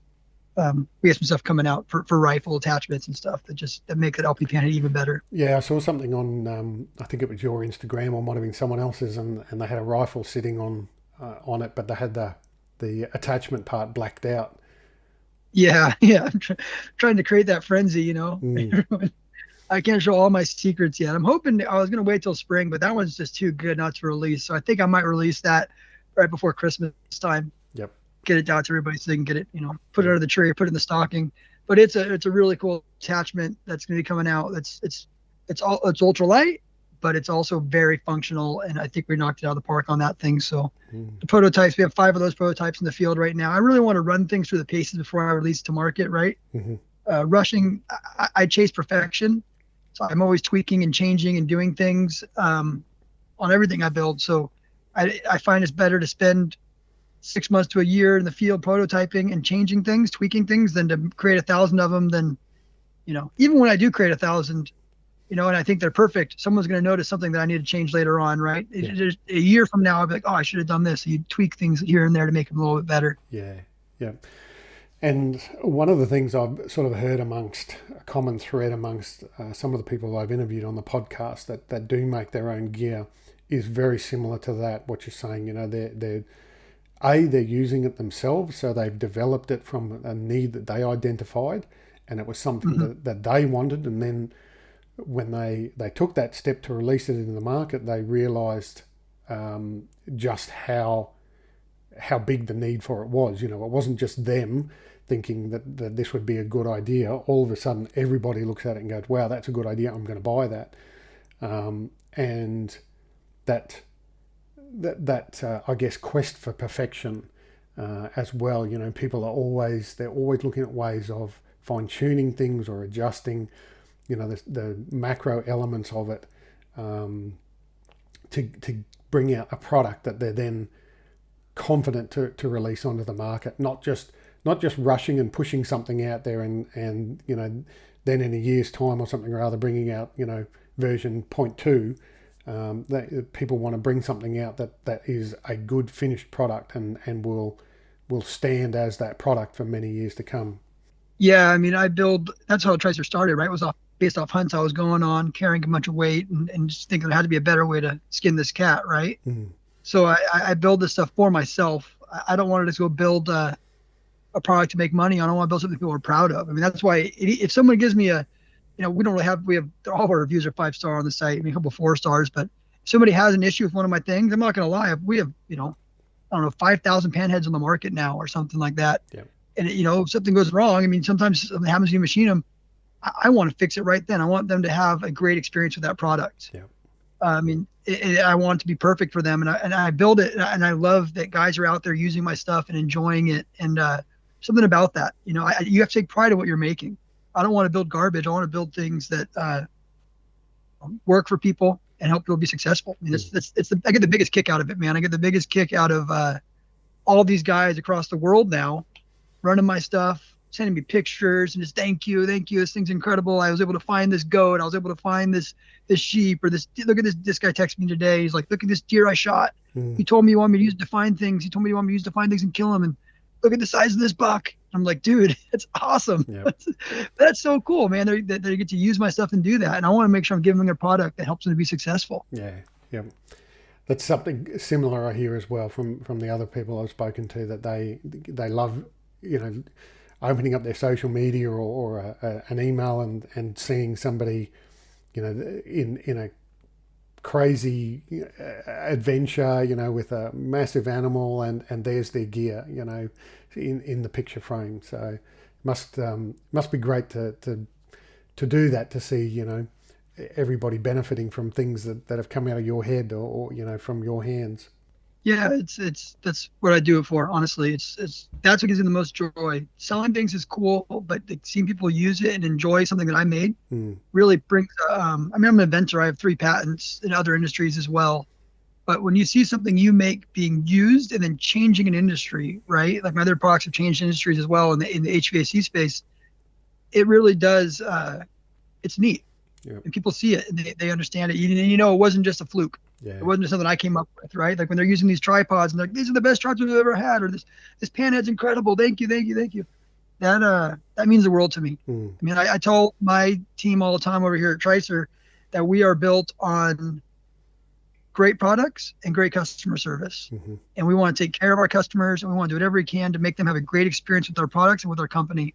And I just get the biggest kick out of it, man. I feel like I got all these friends all over the West hunting, and I have 5 kids. I'm not hunting nowhere near as much as some of these guys. And when they're not using my stuff, I feel like I'm out there. Yeah, living vicariously through. I'm vicariously living through them, right? I had a part in you going and shooting a moose this year, right? I had a part in this guy just killed a caribou with his bow, and he sent me pictures, and he had it in my game bags, and he was just telling me everyone in camp wants to buy your set up now. There's 6 guys, and they're all going to order one when we get home.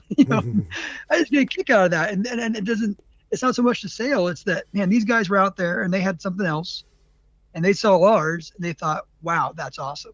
And I get a kick out of people thinking what we're doing is cool. Now I see you've got a bino adapter and an arca plate as well. Yep.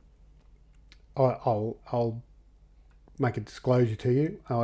Because I have range finding binoculars, I can't use those stud style bino adapters. Yep. So I I got do. something for you this spring. I got Okay. something for you. All right. Well, I have been using. I do have the ASIAC equipment bino clamp, Hmm. and of course, that has a Arca compatible um, Hmm. plate on the bottom of it. So that goes really well. It works hand in hand with the pan head, your Yeah. pan head as well. So, but I have used a similar style bino adapter years ago on different binos.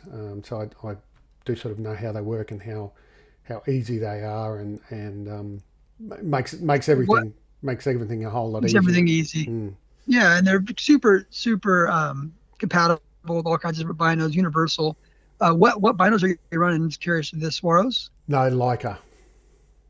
Like, okay, yeah, I'm working on something that'll be worthy of your $3,000 binoculars. That's my goal. Right, yeah. Yep. That's my goal, right? Is to make something that looks like it's worth the price of what you paid for those binos, and that should be coming out in the spring for something focused on the NL Pures, the ELRs, the EL ranges, the Leicas, the Geovids, right? I'm working on something special for those things that'll Mm. be out. And then, yeah, we got the bino adapter, and people love that. It's like 2 ounces. It comes with 2 studs in it because every time I hate people. And what makes ours different, ours just has Arca built into it. Mm-hmm. Right, every other bino adapter, you have to go buy a adapter plate for it. Yep. It doesn't come with the studs. You got to buy an extra stud. So I said, no, when we make this thing, let's not try and upcharge people. Let's make it with an Arca plate built into it, Mm. and let's make it with 2 studs, because most guys have 2 pairs of binos. And so Yep. when you buy it, you get the whole thing. It's $50. It's all right there, and people love it. We sell thousands and thousands of those things, and we brought that to market last summer. It kind of put us on this journey, and people love it. Mm. Yeah, And no, then, that was with the Bino adapter I had. That was one thing I had to buy a separate plate for it and attach that as well. So yeah, that was an additional cost. So yeah, that's a good point you've made. Is that yours comes with the Arca already molded into it. yeah, we're kind of forcing the industry to go Arca Swiss. I Mm. mean, I think it's so silly that why would you sell a bino adapter and then sell them a plate for $20? Mm. Just make the damn plate on the thing. So, and you're seeing a lot of my competitors now are switching over to Arc Swiss from their proprietary clamps and stuff. It's Mm. just all the spotters now are coming Arca Swiss, which is Mm. neat, like the newer spotters, which is great. Yep. But yeah, we got that Arca plate that we came out with. It weighs 0.6 ounces. That thing is just awesome. Mm-hmm. I think I have 10 of them right now in my own kit, just on all kinds of different stuff, cameras and spotting scopes, and just they're awesome. Mm-hmm. People love it. It's just built for hunters. It's fully skeletonized. There's nothing left on it. It's about as wide as the LP head, because you don't need to have some giant plates, especially for your binos. And the whole top is rubber, so it won't spin on you. Yep. Right. So lots of people put one on and start spinning. It's just that Arca plate is awesome. So $20, it's well worth the price of admission for that thing. Mm. So with the new tripods then that you've got out, do you still find that there's a need for the other models that you've got, like the GTP1, or is it GTPI? GTP1. GTP1. So the GTP, I would say the GTP3 kind of isn't really gonna. Once we sell out of that, we're probably done with it. Mm-hmm. Honestly, GTP1 definitely has a need because it's this ultralight. If you're a minimalist guy, you have a 20-ounce. It gets a 19-ounce tripod that fits in your pack super small. Mm. So it definitely has a need. We still sell a lot of those. Just compared to it's a niche product, right? So we still sell quite a few of those, but probably 10% of what we saw on the other ones. Yeah. On the AD and the BC. Yeah.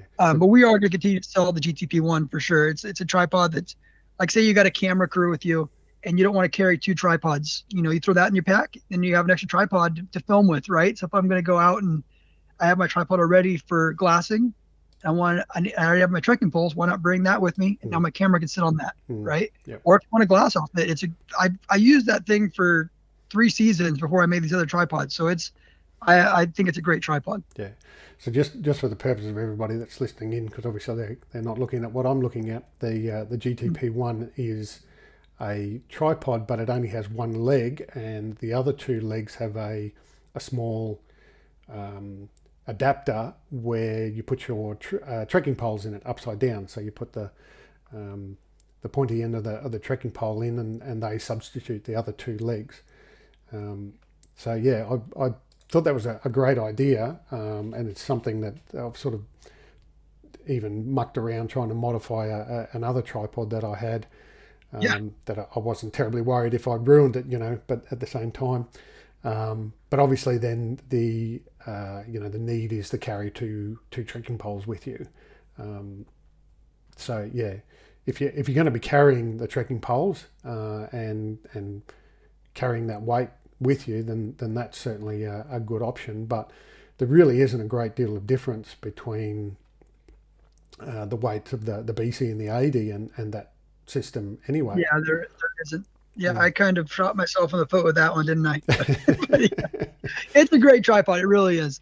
But yeah, the BC and the AD are they're taking off like wildfire. I mean, we can't, like I said, we can't keep them in stock. Just going through them as fast as we shipment come in a week and a half ago, and I'm already worried they're going to be sold out by next week. Yeah. And we're just trying to, the growth we've experienced with those tripods and that panhead, we never could have predicted it. And we're just chasing it constantly, trying to keep up. It's been pretty gnarly. Yeah. But yeah, no, it's a great tripod. It's definitely a niche tripod for niche people, but there are guys who are just ultra light. And then for me over here, I always have trekking poles. We're hunting really mountainous stuff. So you need, trekking poles are like 4-wheel drive, especially when you put an elk down or a deer down, you got 100 pounds on your back. Yeah. Those trekking poles will save your life. I mean, it's just, there's something about being able to lean on those things. You're going up a big hill or have something to stabilize you when you go over a rock. It's just, they're pretty much in all of our packs now. I mean, they used to be, for sissies, 10 years ago, and now everyone runs trekking poles. 100%, mate. Yeah. Common thing. I won't go without trekking poles now, and I mean my knees and my back and hip aren't as anywhere near as young as they used to be. And I remember years ago I was the same thinking that I don't need trekking poles, that's for old men. And then I went on a holiday to Bali, and we climbed a volcano, an active volcano, and the guide there insisted that we take a trekking pole, at least one trekking pole with us. He wouldn't let us go without it. And after doing that and being forced to use the trekking pole, when I came back from that trip, I went out and bought a set. Oh yeah. Yeah, they are incredible. They're not even an option for me anymore. They're in the pack every time I go out. It just makes your life so much easier, especially when you get the weight on, especially when you're hiking in. Like I might not use them once I'm in, right? So let's say I'm hiking in 6 miles to a camp. I've got 60 pounds on my back with rifle, optics, whatever. Having those trekking poles helps. Then maybe I set up camp, and then I'm going with a day pack after that, or a smaller kit. I might not have I might have them in my pack, maybe not in my hands. Plus, they can be a little bit noisy, right? You don't want to be clack, clack, clack, clack when you're looking for game. But they're always with me at all times, because especially when you shoot something, it's just so nice to be able to have those trekking poles. There's something about going up a steep hill and being able to lean against those things and hold your body up. That is just, it's a great feeling. It really is. Even just having that there too as a temporary rest for your bino, so you can sit down and if you want to glass something quickly, pop it on top, and they've got a lot of uses. I've used them. I've sort of lashed them together and used them as a bit of a extended bipod to shoot over when I need to get above some long grass. So yeah, I'm the same. If they're not in my hand, then they're on my pack. So. Yeah, I mean, I use them even when you shoot an elk. I'll make that same D, time together. I'll hold their quarter up, so I can get in there and cut at it. Because you're trying to hold up an elk quarter while someone gets in there and cuts the joint is a pain. But you use the trekking poles to hold the leg up while you get in there and work. They have all kinds of uses. I mean, I use them for my tarps, right? So I have them in there. So if it's raining, I always have a tarp in my pack out here because you just never know when it's going to rain. Yeah. So then I'll use 2 trekking poles in the front and then shot the back down to the ground or to a tree or something, then I'm covered. I mean, they have so many uses, multiple uses, right? We make a TP adapter as well for them, so you can use them for your center post of your TP. That's kind of what started Tricer, was the whole trekking pole tripod thing, right? So I'm passionate about it. I'm going to keep those tripods in the line for sure. Yeah. Well, in terms of gear then, and non-Tricer related gear, what are some? Give me 5 items that Drew never leaves out of his backpack. Oh, geez. 5 items. Dude wipes. Dude wipes. So like a wipey. Yep. Toilet paper. We'll put on the same thing. Dude wipes and toilet paper. Those are always in my pack, no matter what. No, I'm a big fan of taking the bum wipes as well.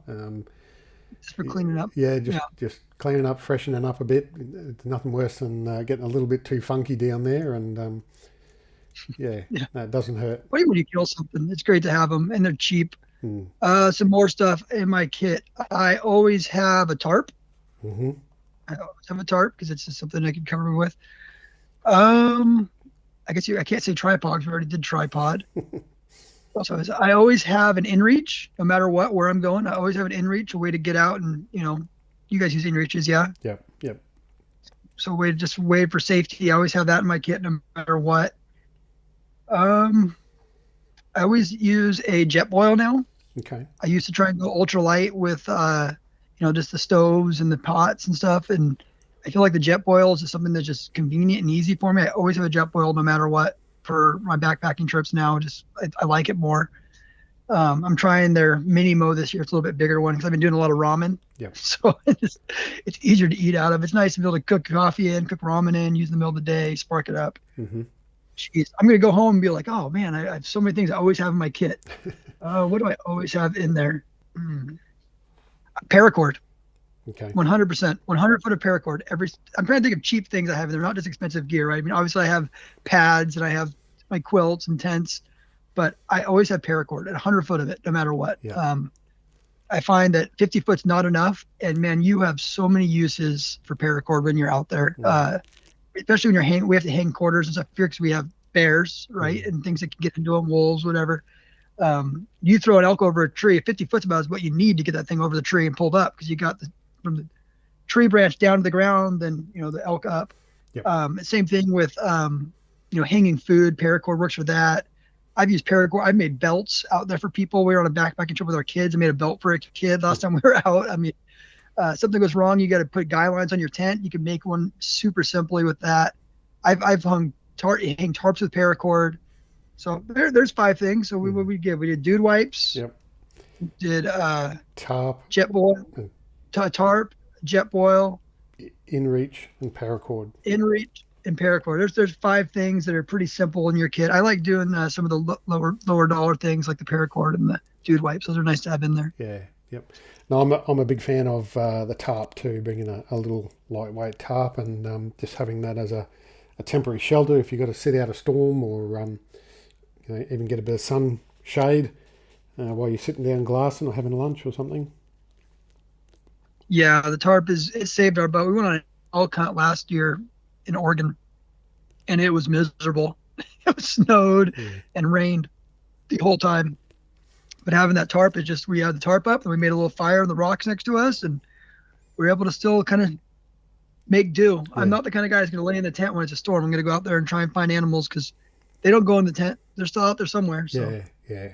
No. You can't find them from the tent, right? Sometimes you get lucky, you find them.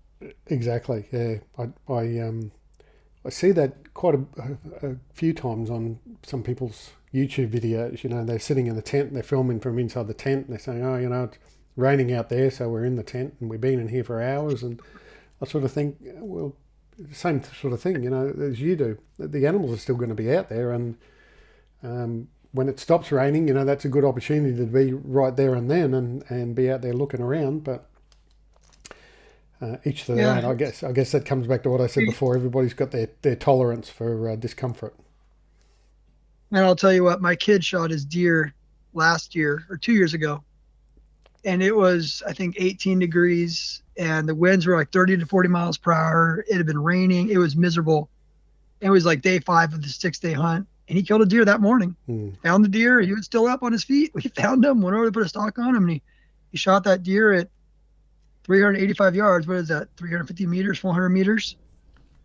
He shot that deer. Yep. So they're still out there. There's no hotel for elk and deer when it gets cold. Yeah, that's right. They're still out there somewhere. Yep. Now fog, on the other hand, makes it. I was out hunting this morning and we were socked in for 2 hours. That sucked. Yeah. Nothing to do about that. You can't see. It's just miserable. So exactly. We ended up packing up and going and hiking out and still hunting. And of course, as soon as we started still hunting, the fog started to lift. Yep. It's always the way. And fog's miserable. I'm doing a bit of a test at the moment on Jetboil and some other stove options. I'm I'm thinking about going away from the gas canister style stove and going to a liquid fuel stove. Okay. So Like yeah, I'm like an running. MSR pop one or something. Yeah, there's a couple of different brands that I'm looking at. But I got onto because I went away from the jet boil and I got some titanium mugs and a Soto Windmaster Hmm. to try that. And last trip I did, I ran out of gas basically, and what I felt was prematurely. So did a bit of research and I've picked up a new pot. Um, it's made by Olicamp, Olicamp. And it's kind of like a jet boil. It's got the same sort of heat exchange style Gotcha. of Yeah. bottom to it, but it's a bit wider and it's got a bigger diameter and it's got inbuilt handles and doesn't have the the thing around the material around it that the jet boil does. Hmm. So I went to the titanium mug so that I could use them in a fire as an alternative to the gas stove to Gotcha. preserve gas and so forth. And this one, without having that wetsuit material around it, obviously you can still use it in a fire. And it's got the handles on it. But I found so far the testing that I've done, it is quite a bit faster than a jet boil with the Really? Soto Windmaster. Yeah. Really? And I think the bigger surface area, the bigger diameter has a bit to do with it because there's not a lot of difference in the design between it and the jet boil in terms of that heat transfer sort of waffling that they have underneath. And it's still, super light. So yeah, I'm doing some timed testings when I make my coffee in the morning, and I'm gonna then get hold of a liquid fuel stove and have a play around with that as well. And Yeah, that mini mo's got a wider bowl on it, so I wonder if that'll be the same situation. You're thinking because maybe the water's not as deep, yeah. it's So cooking faster. So maybe that mini mo that does make sense. Yeah, I mean, I have a mini mo too, and the heat exchange is still the same diameter, even though the pot's bigger. The heat exchange oh, is still the same really? as a standard That makes jet sense. boil. That's Whereas, probably why is you're not getting the heat spread out as much as the other one. mm, mm. Anyway, Yeah, I'm like you, mate. I'm sort of a bit of a gear junkie and gear nerd, and I just like playing around with things. And sometimes the budget allows me to do certain things, so I'll take that opportunity and muck around with it, and then I'll use the podcast as a bit of a platform to sort of share the results and give people some other options and ideas. and that's the thing with gear too, right? Is so once you've kind of established yourself, then you can start tweaking one or two things here or there, trying it out. Mm, So you can change. You already know you have everything else in your kit. 'Cause you think about when you first started doing this, you're probably not even using any of the stuff you bought in the mm, beginning. You change, uh, and there's a lot of stuff that you just find that works for you, and then once you have it, you got it. yeah, Something I'm going to try this year. I don't know if you're trying it at all. Is one of those air pad pumps. I've seen Have you those. seen those? Yeah. And I I thought it was like trekking poles. Like no way. But I've heard Remy Warren just going crazy about how much he loves these things. Mm, And I had a few friends told me the same thing, especially when I'm out with my kids. I got to blow up multiple, yep. Yep. Uh, you just put that pump on there and it blows that sucker right up. Mm, And they only weigh a few ounces, and they're supposed to be just great, mm, especially if you're running like the thicker, bigger pads. Not just the Thermarest. Some of those square 3-inch deep thick pads. mm. Yeah. No, So I was surprised. trying a bigger one. Yeah, I think I saw it was either Remy or Aaron Snyder was talking about it, and I was quite surprised to see them promoting it. And I thought, well, if they're doing it like that, those guys are pretty hardcore. So if they're doing it, it obviously is worthwhile. Yeah, and that's exactly what I heard. Like, when I hear Remy Warren's can do that, I'm like, yeah, it's probably not a gimmick. Mm, And he doesn't get any money from them. He just bought, you sell them on Amazon. They have them there for 20 or $30. I mm, don't know. mm, They're pretty common. They have them at probably all your sporting goods stores too. But yeah. yeah, I'm going to try that out this year. That's the piece of gear I'm going to put in my kit to try on some of these backpack hunts. I'm trying a bigger pad too as well. Mm-hmm. I can't remember the name of it. It's a wider pad, like 3 inches thick. I find myself rolling around a lot, like I said. So I want to try something, maybe see if it's more comfortable for me to sleep. A little bit more weight, but I think it's like 16 ounces versus 12 ounces, whatever I'm running right now. Yeah. only a few ounces more, but it's going to be more comfortable. But I really don't want to blow that thing up. It's probably twice as much air in that thing as my other one does. So I'm going to try one of those pumps on it and see how that goes. Yeah. It's not so bad when you're setting up camp for one day, but when you're going spike camping and you're moving every night, it can get tiring blowing the thing up and down every night, you know? Yeah. And it's not good for the longevity of the air pads either, to have your breath in there, because obviously the moisture gets in there and can cause problems. Yeah, that's what they say. That's what they say. Like I said, I've had my Thermarest for, I don't even know how many seasons, 8 years now or something. And I've blown it up every time and it doesn't smell like mold or anything. But every time I blow it up, I'm like, man, this thing's got to be pretty nasty inside, you know? But yeah, that's what they say, is if you use the pump, because they come with like that whole, that pillowcase thing where you can kind of pump the air into them. Yep. But I never use those things. Okay. I just, they annoy me. So I just blow them up in my mouth and, Right. But it's probably not right. That's another reason I want to try and use the pump instead of the blowing my mouth, because I am worried about mold being in there and hurting the pad, you know. Yeah, no, I'm a good boy, mate. I follow the rules. I follow the instructions. So I use that bag. You do? Yeah. But I'd be interested if you did, when you do pop that Thermarest and it's well and truly dead, be interested if you cut it open and have a look and just see what it looks like. Yeah, might be scary. See what's growing. See what's growing inside of it. You know, another thing about being a good boy. I was at a trade show, so I was hanging out with the Jetboil guys last week, and I said, "Hey, I just want you to know that I always start the thing when the pot's still on it, and you're supposed to take the pot off, start it, put the pot back on." Yep. And they said, "Yeah, it's just a safety thing. You can do it. Just as long as there's water in there, you're fine." Yeah. You're supposed to pop it off, but I'm always like, it's annoying to fill with water, take the thing off, turn it on, put it back on. I always just spark that sucker up, and I feel like it starts better too, because you get the gas in there, and got a little bomb underneath the thing. It starts right up. But I guess I don't follow the rules of some of that stuff, I guess. Well, I guess I'm mindful of your time, Drew. I know you've got kids, and it's with the time difference, it's your evening time over there now. It's middle of the day over here for me. But some big news, I guess, for Australia in particular, that you probably want to share. Oh yeah, we just signed up with Modern Hunter. So Modern Hunter is now our distributor over there for you guys. Hit up James. They've got all of our stuff in stock, and they're running it. And want to make something easier, not deal with customs and shipping it and one at a time across the country or across the world. So if you need any of our gear from Tricer, go hit up Modern Hunter. They've got it in stock, and they will take care of you.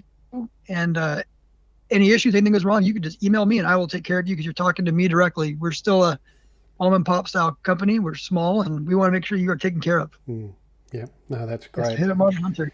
Yeah, no, we're even though these days with the internet and global shipping and so forth, it is easy for us to get things sent over from different countries, and obviously America has a much bigger range and access to resources because of your much larger hunting community over there. So, like I said, I had to get mine from Go Hunt, so it was no issue to get it shipped over. But having an Australian business that we can support is much preferable, and obviously then the flow on it comes back to you as well, supporting your business. And I'm all about encouraging, supporting Australian businesses first, small businesses, and then supporting the hunters themselves. People like you who are out there doing it, inventing this sort of stuff, and putting it out there for everyone's benefit. So we certainly appreciate having an Australian distributor, and I know I've seen the Modern Hunter advertising it on their social media just recently, so it is only a very recent partnership. And by the time this podcast comes out, they'll probably be well and truly established. But I'm certainly going to give them a plug too in the show notes and link them in, because they are a good bunch of fellas. I got to meet them earlier this year. So yeah, I mean they're hunters we're all doing the same thing in different parts of the world, and that's what's beautiful. Yeah, definitely buy it from them. I mean, they have all the exclusive rights to Australia and New Zealand now, and they're making my life easier by having it down there. Plus, you're going to get the stuff so much faster from them, right? Yep. And we will ship direct to Australia now. We figured that out. We were fighting it, but now it turns out you guys hunt a lot more than I thought. So we can sell a lot of stuff down there to you guys. So now the Modern Hunter has it, and they will be able to distribute to you quickly. Great stuff. All right, Drew, I really appreciate your time, and like I said, I've been enjoying the panhead, and can provide a personal recommendation to anyone listening in. That is well and truly a good bit of gear, and well worth the investment. I'm super jealous of the amount of hunting you've been able to do as well. You mentioned you'd hunted sheep before. Is that in Alaska or different sheep? No, the Aoudad sheep out in New Mexico. So it's like Okay. the poor man's sheep. Yeah. I'm still I apply for sheep every year, but drawing a sheep tag is very, very difficult. Yeah. So Yeah. yeah, someday I'm gonna draw one at some point in my life. I've got a lot of points now built up in a lot of states, so I'm gonna draw one. Yeah. Oh, my fantasy is a Dall's ram in Alaska. Yeah, I want to do it. Yeah. So that'll be, obviously for us, it's a much bigger investment than it is for you guys, but you would still have to go guided as well for that. Yeah, it's you can't get out of it for less than $25,000 now. Yeah. It's pretty unreal what's happened with these guided hunts. I don't know if it's a good thing or not. It's I don't know. It's trying to get into some of these hunts now. It's just not for the average guide. I don't like that. Mm-hmm. But yeah, I mean, it's good for the guides, I guess. If you want to do a stone sheep hunt, it's $75,000 now. Oh yeah, I know. It doesn't make sense to me. But I mean, if people are willing to pay it, it's supply and demand, and people are willing to pay it, and they're doing it. And man, one of my friends just did one last year, and he is not a wealthy man, and he's like, I want to go back. But $25,000, and he's like, you don't understand. It changed my life. I want to go back. Yep. It was worth every freaking penny. It just changed my life. And he shot a sheep, carried that thing out. I think we were 12 miles back or something crazy, and it's just, he said it was worth every penny. Doing it. Yeah. Someday. My dream involves flying in a Super Cub, and then wandering around the hills of Alaska or the mountains of Alaska rather for 10 days. And if I don't get to pull the trigger, that's everything that I want out of that hunt. So one day. That's my my favorite thing is fly-ins, right? We did a fly-in into the Frank Church, mm-hmm. and it just there's something about getting left by a plane and there's no way getting out. It's just, there's something awesome about it, especially Alaska. We're supposed to go do a caribou hunt, put our deposits in. It's like, I think it was like $3,800 to do the hunt, and we put our $2,000 deposits in. And then they put some law in place where they canceled the hunting in those certain units because of some native thing for the natives only. Oh, yeah. They kept our deposits, won't give them back to us. And we're perpetually going on this hunt every year now. It's been 2 years and it hasn't happened. So that's a bummer. But there's something about being dropped off in the middle of grizzly bear country, that's just sexy. It just sounds awesome. Yeah. Yep. No. You are very small when you go to. Yeah, that's right. And that's one of the famous Jack O'Connor quotes, isn't it, about sheep hunting? Something along the lines of after the man's first sheep hunt, he decides there and then whether he is a sheep hunter for life or never again. Yeah, for sure. It seems to me that everyone who does it says it is worth it. I just talked to a guy today. He was in camp. He just spent 14 days and he didn't kill a sheep. And he's like, it was incredible. Yeah. And so he spent that money. You don't get your money back if you don't pull the trigger. No. And and that's it. It's hunting. There's no guarantees. If it was a guarantee, it'd be called shooting and not hunting. Yep. And he said it was the adventure of a lifetime. He can't wait to go back. It was worth it. And we were just talking. It was neat to hear that. It's great to be able to hear all these stories from people all around the world and, using our stuff and getting to live through them and hear their stories. Well, Drew, I'm sure we could keep talking hunting for a few more hours, mate. And like I said, I'm mindful of your time, and I really appreciated, you're coming on board. And like I said, I'll put some links into the show notes for everything. But what's the best way for people to find you and people to reach out to you? Website tricerusa.com. Email, you can email me directly at drew@drew@tricerusa.com. And then Instagram, obviously, is probably the best place to find us and see what we're doing, all the new products coming out. That's Tricer USA on Instagram. Mm-hmm.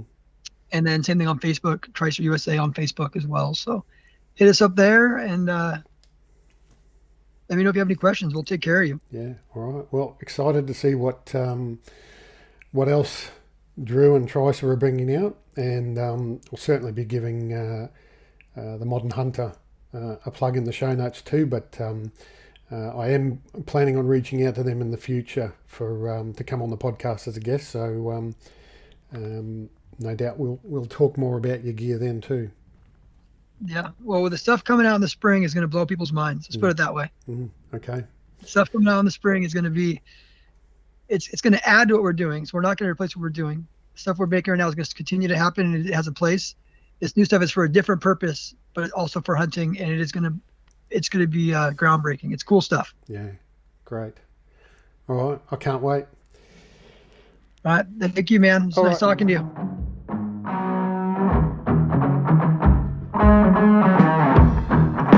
Hey, thank you for listening in. If you'd like to contact me for a chat, pass on any feedback, or have some ideas for future podcasts, please reach out to me on Instagram at australian.hunting.backcountry or email australian.hunting.backcountry@outlook.com.au. For now though, please look after yourselves and your mates.